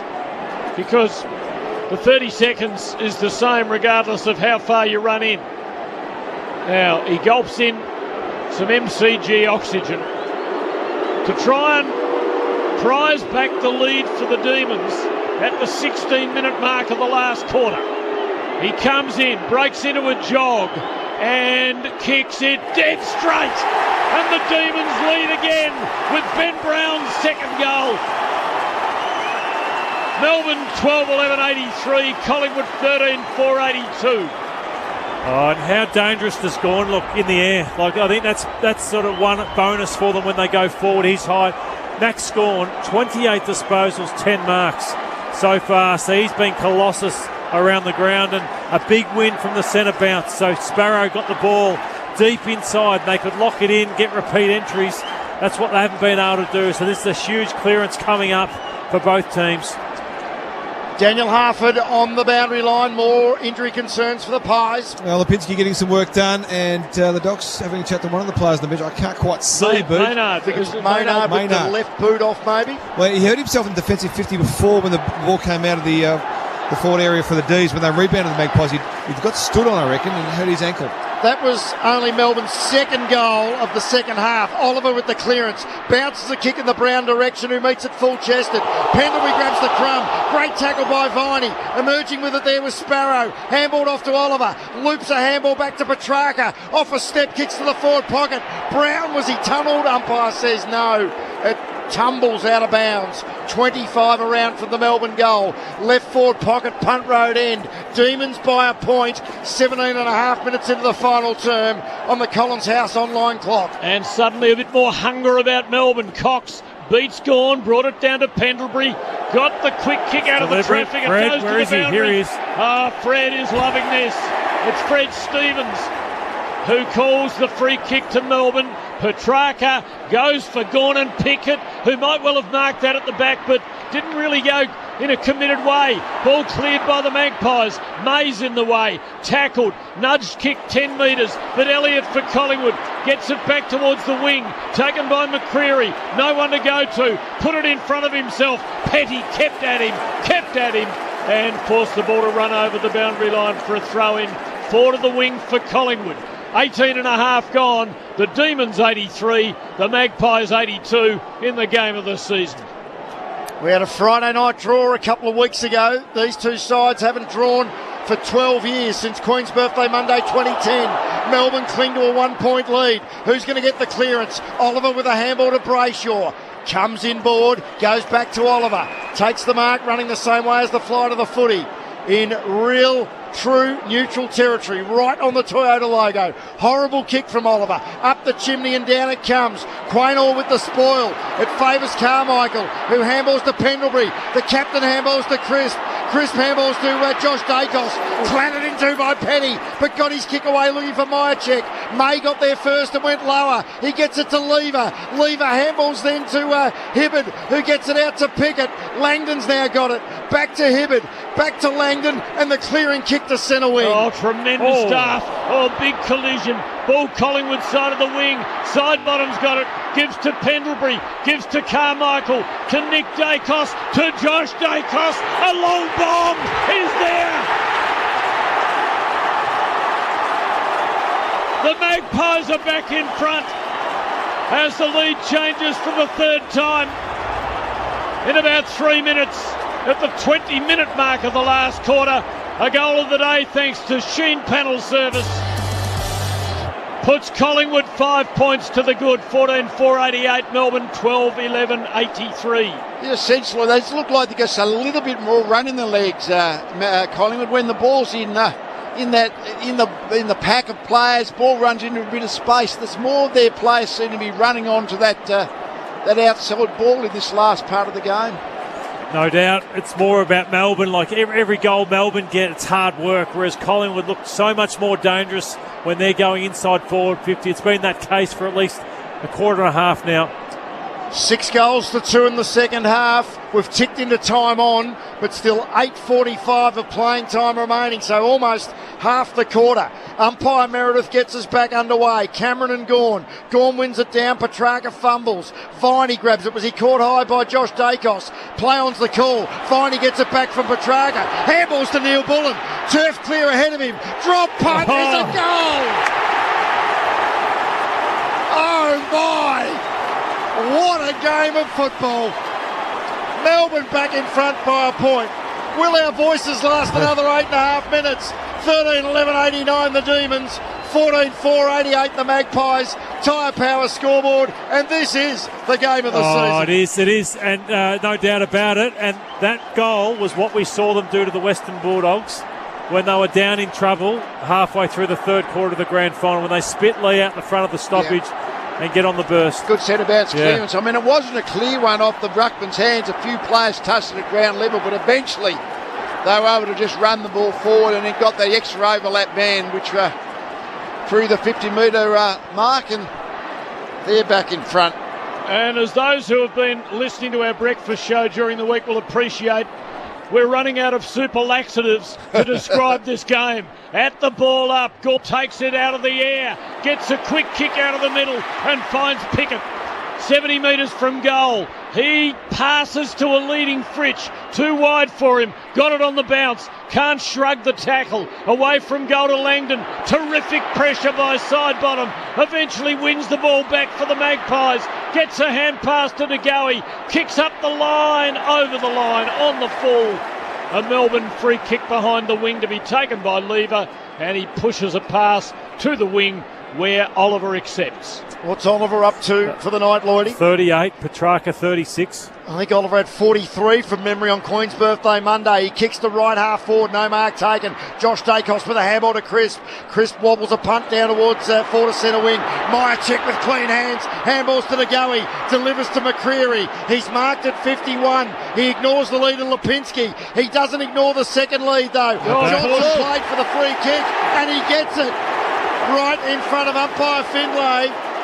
Harrison Petty has both hands to his face. He can't believe the call. And young Johnson will go back and line up for goal number 4 to try and put Collingwood back in front from 30 metres on a slight angle. Hands in the back. They missed most of them, but they paid that one. But definitely hands in the back, pushed him forward. Got a bit of coverage on TV during the week. Not that I'm suggesting that has anything to do with the way the rule would be interpreted tonight. Jamie Elliott has kicked 4 straight. Ash Johnson with this kick looking to join the man in game 150 with that analysis as well. It'll be 4 straight and a Collingwood lead, and the crowd will tell you. Collingwood back in front. 15-4-94. Melbourne 13-11-89. Tyre Power scoreboard 24 minutes into the final term. And I think Dominic Alifaci's having kittens in Rome. He's the right man with ball in hands. Elliott actually, he's good set shot at goal, but Johnson's got this makes beautiful timing. Very good kick. I mean, no, that was the free kick that we did not see paid so often. The hands in the back is allowed to be played on in so many occasions, but that's the correct decision. What a cool head Ash Johnson has brought to the game. 4 goals on this occasion, and he just put that through the middle as though it was the easiest thing on earth. And the word pressure, what's pressure? The lead changes again. Collingwood by 5 points. Still plenty of time. Gawn down to Oliver. Hand pass to Viney. Oh, brilliantly out of trouble. Fooled everybody. Kicks into the 50. Big pack. No one can mark. Quaynor been very good. Crumbs here for Collingwood. Drives at member side. McCreery takes a very good mark. Held his ground in front of Rivers and wrapped his hands around the Sharon behind the wing. Takes some breaths, takes some time. Now drives Collingwood across the centre line. Gawn is there for Melbourne, needs to mark it. Had a couple of grabs, couldn't hang on. Ground level, Jordan tackled, taken down by Bianco. There'll be a ball up between wing and half forward for the Magpies. Across the 25-minute mark we go. Collingwood 15-4-94, lead Melbourne 13-11-89. And good buddy Tony Leonard on his live ladder. He's just texted us, Tim, to say the Magpies are second on the table as the score stands from that throw up. We'll have a secondary throw up as DeGoey had the ball held to him by Jordan. It's thrown up quickly again. Gawn wins it down. Viney tries to control it between Bianco and Crisp. Ball squirts to Cameron. He kicks it almost to right half forward at ground level. McCreery, the big bull he is, tries to storm through. Hunt did pretty well with the tackle. And the umpire says, I will throw it up. That being umpire Fred Stevens. And it's about 60 out from the Collingwood goal. 26 gone. It will be a long quarter. We're going to give you the elapsed time from the ball up. Jordan, a little hand pass to Viney for Melbourne. A quick runner to the wing. Howe edged Brown past the ball, and he was able to collect it himself, but his hand pass is astray. It's over the line for a throw-in front of the members, just barely Collingwood side of the wing. The crowd posted 70,956. Tremendous Friday night crowd. And boy, have they had their money's worth. This has been something special. From the throw-in, neither ruckman able to put a real imprint on it. DeGoey collects for Collingwood and boots them forward to the 50. Good mark by May. standing up in front of the pack and holding onto it desperately. Gee, the biggest threat to May then was Lever trying to spoil it as he goes dangerously sideways to Salem, takes the mark, and also a lateral kick to Petty. You know, Collingwood player approaches, and Petty's doing his own version of the stand rule, but he's the one with the football. Eventually he wanders off and then thumps it down the line, 4 to centre wing. Mark taken there by Maynard. Defensive side of centre wing. He goes short and sideways to Noble. Handballs out wide to Nick Dacos, who lowers the eyes and picks out Lipinski, who marks despite some attention from Jaden Hunt. He's got it in front of the umpires race. Collingwood kicking to the city end in the final term. 27 and a half minutes in. The Pies by 5 points. The high kick into the forward pocket. No mark taken. Grabbed by Johnson. Claimed in a tackle by Petty. Won't be coming out of that little mess, I wouldn't have thought. And we will have a throw up. 35 out from the Collingwood goal on a tight angle with the Pies leading by 5 points. They look better set up all over the ground, the Magpies. Gawn, the tap towards Oliver, who knocked it to Brayshaw. He gets a kick out of immediate danger. No one can mark. Collingwood there, though, in numbers, win the footy. Lipinski wrestling out a hand pass. Pickett almost stole it. They work it to Brown, who had to give it up. Stolen by Sidebottom. Quick kick forward for the Magpies. And Crisp has marked it. Outside 50. He's a beautiful user of the ball by foot. He'll put it into a good spot for the Magpies. Probably too far out to be having a go, but you never know. Man on the mark is right on the 50. Kick from a couple of metres inside the boundary. Low ball, top of the goal square. May there, spilling footy. Demon defence, close on it. Viney over it. They're over him. He'll get a free kick. I think there might have been an attempted soccer kick out of his grasp. Viney from the last line of defence feeds it across the goal face by hand. And it's to Hibberd, who runs his full measure, kicks in the Jordan direction, punched away by Bianco. Maynard there to lend a hand, and the ball is forced out in front of the MCC members, 60 metres around from the Collingwood goal. Demons need to manufacture a major from somewhere as we cross 29 minutes. It's 94 to 89 in favour of the Pies. The Demons have led for the bulk of the night though. Gawn flips it to the back. Oliver forces it forward. Scramble kick to centre wing. Fritsch has got it almost pickpocketed by Maynard. Fritsch goes again. Big tackle by Bianco. Umpire lets it go. Crisp with another fumble. Oliver feeds out a handball to Jordan. Handball to Brayshaw. Tackled by McCreery, but got a kick away, but it's all Collingwood. And the saving mark taken by Bianco right in front of the interchange gates. Well, this has been an incredible performance by Collingwood. They've got a few walking wounded, one out of the game, but they're in front and they look at the moment as though they can win this. Ball in towards half forward, no one able to mark. Contested. McCreery did well, helped it towards Crisp, who gets it onto his left boot. Bouncing ball into the 50. Hibberd attacked it bravely. Lever there to help him. Taken down though by Lipinski. Pack comes in over the top of them, ball up. 35 out from Collingwood's goal, right in front of goal. Collingwood with the ball where they want it, beyond the 30-minute mark. But as we keep saying, it will be a long quarter. Gawn, a double-hander, but it's straight to Sidebottom. Hand pass to Crisp. Quick kick, Goldwood has hit the post.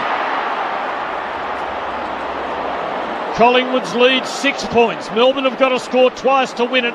95 plays 89. May quickly into Hibberd. He kicks to a one-on-one. Pendlebury all over the back of Petrarca. No mark taken. Will it come free? Now what's it? Oh, dropping the ball. Collingwood free kick against Petrarca. Incorrect disposal. And Scott Pendlebury will take it 65 from home. Another Collingwood score, and you don't think they could be beaten. Pendlebury goes sideways to soak up some clock. He finds Nick Dacos, who is in no hurry to move the football on. And we know, Beaver, they've trained for this a lot, Collingwood. We've heard McRae speak about it. Dacos loads up. He kicks it to about 35 out from goal. Gawn at the back. Elliott there too. Petty. No clear or clean disposal. Plenty of hands on the pill. Finally the whistle. And there'll be a throw up, 25 out from the Collingwood goal on a 45-degree angle. How to Melbourne release somebody to get some quick movement in this footy. There's not a lot of time left. There is time enough, but not a lot. Gawn and Cameron. Gawn wins but doesn't clear the traffic. It's 20 out from Collingwood's goal. There's a mauling pack over the top of the footy and it'll have to be balled up again. Gawn needs to have someone just out of the inner ring, I reckon, doesn't he, and try and get it in his direction rather than just dropping it inside. And it drops inside again. Hibbert in the midst of it for Melbourne. It's not won by either team just yet. De Goey had it. Picked up by Hunt, though, of Melbourne. Got a little hand pass. Stolen by Elliott. Tackled by Gawn. The ball over the boundary line for a throw-in. 30 around. Collingwood deep in attack and leading by 6 points. Lloydie, explain to the listeners where Jeremy Howe is at the moment. Yeah, he's central, so he's loose behind the play. He's ready for that Steve May type wicket keeper if the ball comes in fast. Yeah, no demon within about 30 metres of him. He's the most defensive player on the ground. Ball just inside Collingwood's forward 50 though. Brayshaw, did he clatter into the back of Bianco? Umpire still calls play on. Clock continues to tick. It still hasn't come out of that scrimmage. Finally the whistle. But even what they're doing, Collingwood, they're actually not trying to get the ball out of the air. They're just... It's ground level hunt, isn't it? Yeah, just keep getting your head over the ball at ground level. Just keep the ball moving. Don't dive on it and give away a free kick. But they're doing it so much better at ground level than Melbourne in that back 50. Gawn and Cameron down to Josh Dacos. His kick was battered down. Viney couldn't control it. Oliver in there after it. Again, Stacks on the mill. Once more the whistle. And another throw up, this time 49 metres out from the Collingwood goal.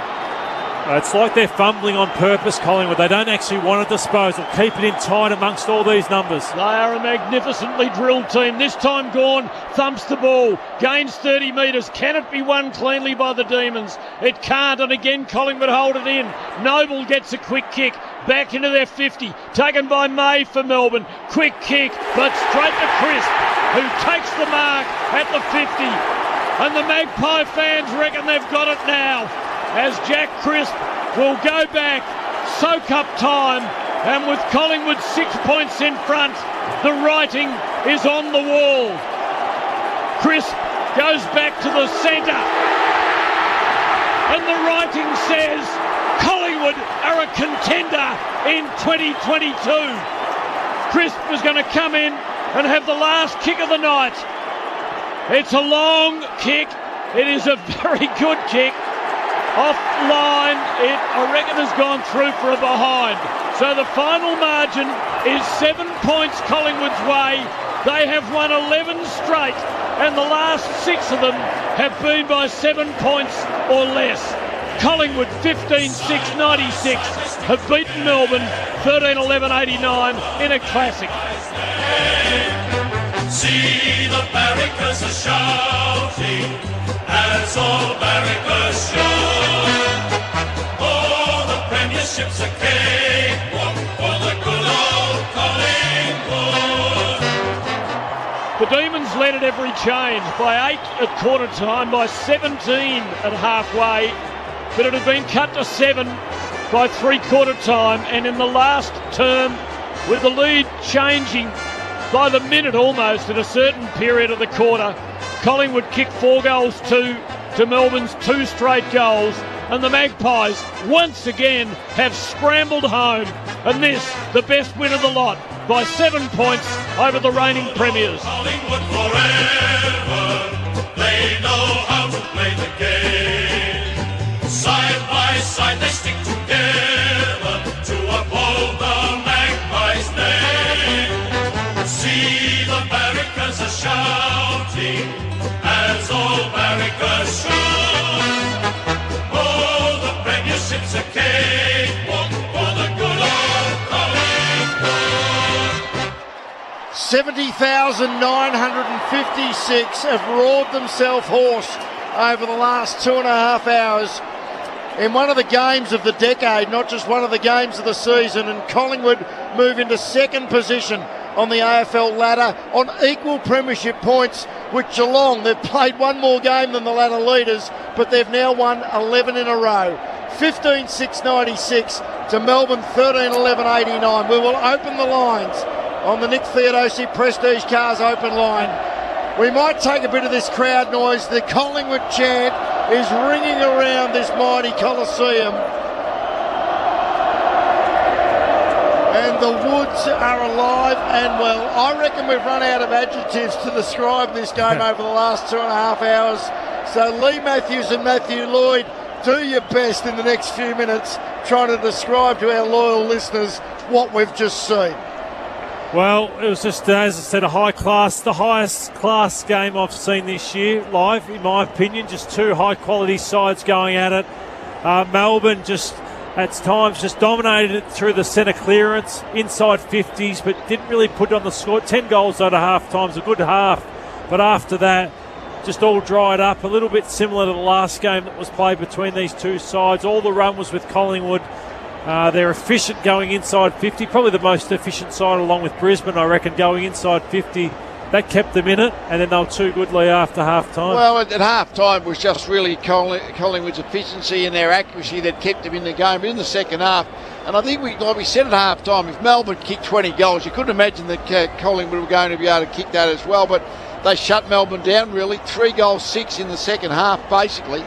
3 goals, 4, I should say, in the second half. So Melbourne's ability to score, but that was, I think, created by Collingwood's defensive pressure. The hunt at the ball and the opposition with the ball never allowed Melbourne to get any clear space. And then they, as they've done over the last 10 or 11 weeks, they just keep coming. Yeah. Amazing. 71 tackles. Collingwood, it's the quality of their tackles, like big numbers. Oliver 42, Petrarca 36, Brayshaw 32, Gawn 31, but it's just the pressure that they applied and their belief, Tim. It's unbelievable. It is incredible. I can't recall seeing anything quite like this, and right now the players have spread themselves around the ground to go and share it with the supporters, and they're conducting and asking for more. There is a real sort of sense of romance about this charge that under Craig McRae in his first season, Collingwood are achieving from nowhere, from very low expectation. And tonight, I think the penny has absolutely dropped that they could win the premiership. And let's talk about the reigning premiers. They started the season 10-zip. In their next 10, they've now gone 4-6. They didn't lose any admirers, though, tonight. I know we spoke pre-game. We haven't had a Melbourne-Collingwood final since 1989. Be careful what you wish for. But by gee, if these two meet in a qualifying final or a semi or a prelim, with what we've seen on Queen's Birthday Monday and now tonight, I think we're in for an absolute treat. Yeah, no, I think what probably disappointed me in a way, and it was Collingwood made them do it, but Melbourne just sort of like ran out of legs and ability to break into space. I mean, that's what they were doing in the first half when they were scoring quite easily. I mean, 10-7, that's a really good first half. But Collingwood's pressure, I mean, just that ability to keep hunting the Melbourne player, to tackle well, but just make sure that they're like Clayton Oliver's a good example, I reckon. Like he's had a lot of possessions, a lot of clearances, 14 kicks, 28 handballs. Like he's been forced to handball the ball. He hasn't been able to break into space, which means the disposals from the touches aren't nearly as valuable as if you can run into space and kick the ball. And I think that was Melbourne in a tee. Collingwood shut them down. 4 goals from Elliott, 4 goals from Johnson. What a bonus Johnson has been going into the final series, Beaver. He just keeps bobbing up and kicking straight. We'll just hold it there. Our very own Matty Richardson on Channel 7 talking to the Collingwood coach, Craig McRae. These guys are got a lot of belief, haven't they? You know, we're prepared to run the 4 quarters out, and I better go with them, but pretty cool performance. Well done, mate. Thank you. Just got a quick grab there of Craig McRae as to rapturous applause, thunderous applause. The Collingwood heroes file off the MCG. And again, as we spoke about pre-game, it is the most extraordinary statistic when you just look at Collingwood's win-loss ratio and their percentage. We've never seen anything like it. 15-5 they are, with a percentage of 106.3. It is simply extraordinary. From 17th last year. How many wins was it actually last year, Collingwood? Like 17th spot on the ladder. We're going to look that up. But as I said, Craig McRae, Coach of the Year, for where they have come from. I thought 6 wins and 16 losses it was. To do what they've done now. Amazing. Let's get down to the Collingwood rooms. Here's Daniel Harford. Hey, you'd be surprised to know there's a fair bit of energy in this room. Right about now, the friends and family are here, escorting the players, or really acknowledging the players as they come in. Taylor Adams, injured superstar is in the thick of the action at the moment as the players begin to huddle up after, as you rightly call, quite an extraordinary game of footy. You did a great job, you guys, just by the way. It's something else. It's something else, this Magpie Army. They are very, very confident in the moments that matter. They know they can, and that is so important leading into a finals campaign. We know they go into the hush mode here before the song. We're going to get everybody in. Jamie Elliott after game number 150 with all those snags, getting a lot of love from family and friends. He's late to the party here. He's coming in now. He must be waiting for someone else. But suffice to say, they're enjoying the moment, I reckon, the Magpies at the moment. They're finding a way to win when all else seems lost. And Jamie Elliott's just taken off from the circle, which is most unusual scenes. But that doesn't seem to affect anyone in the rooms here at the moment, who are having a hell of a time celebrating their boys and what they've been able to do for 11 straight weeks. Think about that. Waiting for the babies, probably half. That's what they're probably doing. You know what he is? He's waiting for his kids. Here they come. Here come the kids. He's waiting for his kids. Spot on. That has been spot on. Some of your most brilliant padding we've ever heard. Half as well. Thank you very much. We've been working on it for a while now. We're going to get to the I'm sure, very shortly. Here we go. Here we go.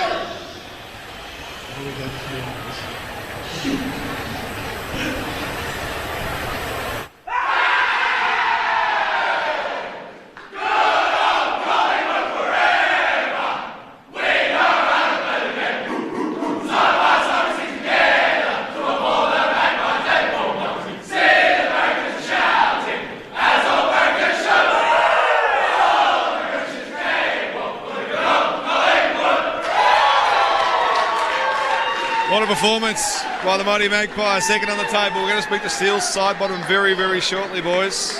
Good on you, Half. We'll get back here. The voice has almost gone. I hope everyone can understand after a night like that. Not sure whether we're about to take a break and how quick we're going to get to Steele's side bottom. We better run through the goal kickers. As Lloydie said, both Jamie Elliott and Ash Johnson, 4 goals straight. 2 goals to Brodie Myercheck, singles to Lipinski, De Goey, Dacos, that is the Josh version, McCreary and also Mason Cox. Well, for the Demons, 2 multiple goal kickers. Bailey Fritsch kicked 2, both in the first half.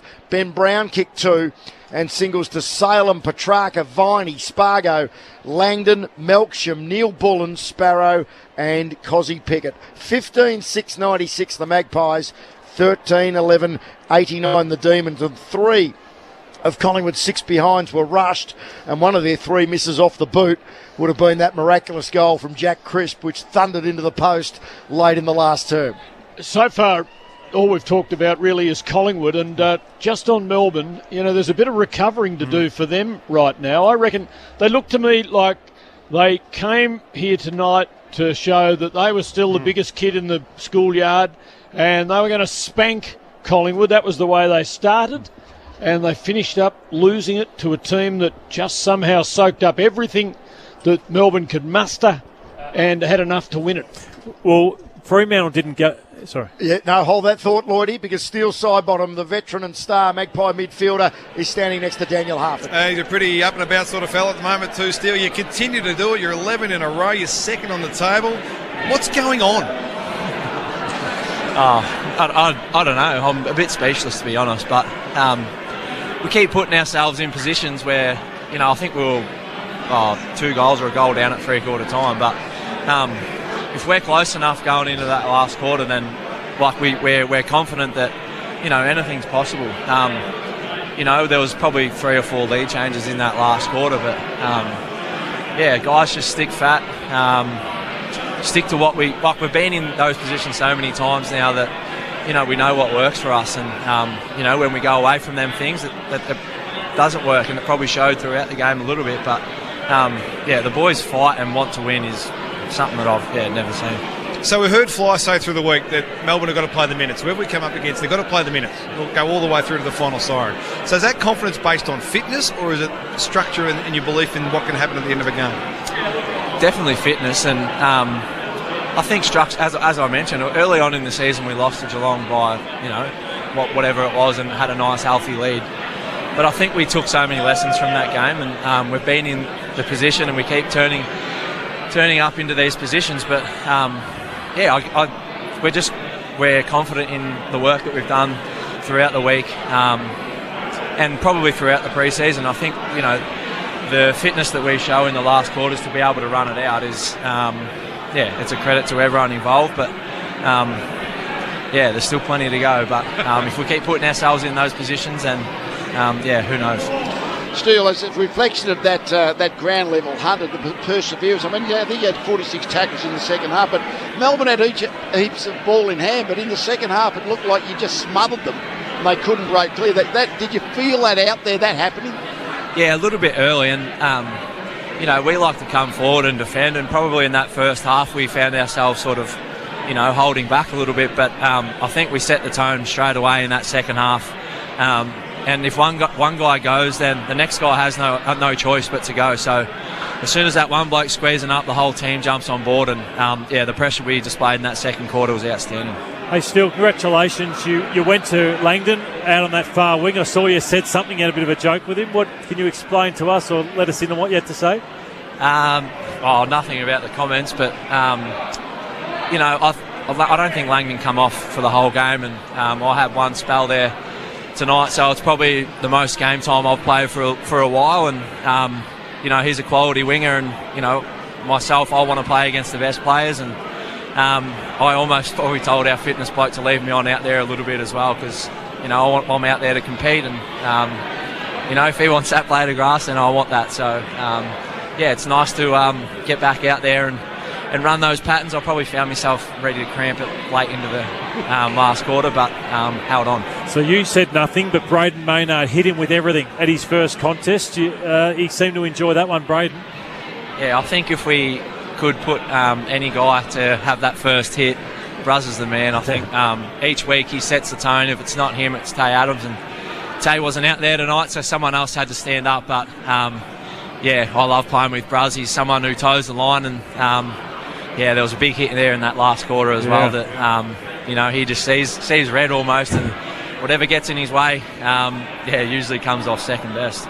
You've got a bit of the few of the younger generation. We see younger generation coming. Elliott kick forward, seen him do that before, but Ash Johnson kick forward. He's a beautiful kick, makes really beautiful contact. Yeah, he does, and he's a real opportunist, and he's got very long limbs, so when he's out on the lead and he puts his hands out, it's probably hard for those defenders to get around him, but he's a very smooth customer, and he's almost come in and made it look a little bit too easy, I think. So very exciting future for Ash. And Steele, just as we let you go, nothing like winning on a Friday night, so enjoy the weekend, but the challenges keep coming. Another massive one, the Swans, next Sunday at the SCG. Yeah, well, the last time we played a Friday night game, we got flogged by the Doggies. So, it's important that, when we get the chance to play on the big stage that we perform. But, we'll enjoy tonight for sure. But as you said, we've got plenty of work to do. We'll get back in there on Monday and look towards the Swans. Enjoy some lovely roast duck over the weekend. Will do. Well done. Steele Sidebottom, champion Collingwood midfielder or wingman these days, veteran. Game 284 tonight. He's fourth for games played for the Magpies, and you can tell in his voice one of the most enjoyable victories. We need to take a quick break. It already is 11 minutes to 11 on the Collins House online clock. We know that Dominic Alifaci is still dancing a jig in Rome. I want to hear Big Tone after 11 on Footy Nightline assessing the fact that Lloydie declared game on 24 and a half minutes into the third quarter. And, of course, Big Tone will be taking you through his live ladder, courtesy of Macca's, which we can sort of beat him to the punch and say, Collingwood a second. Can you believe it? Collingwood a second after the Friday night of round 21. A quick break on a night that we've seen an absolute classic. The Magpies by 7 points over the reigning premiers. For Macca's, 3AW is Friday Night Football. 20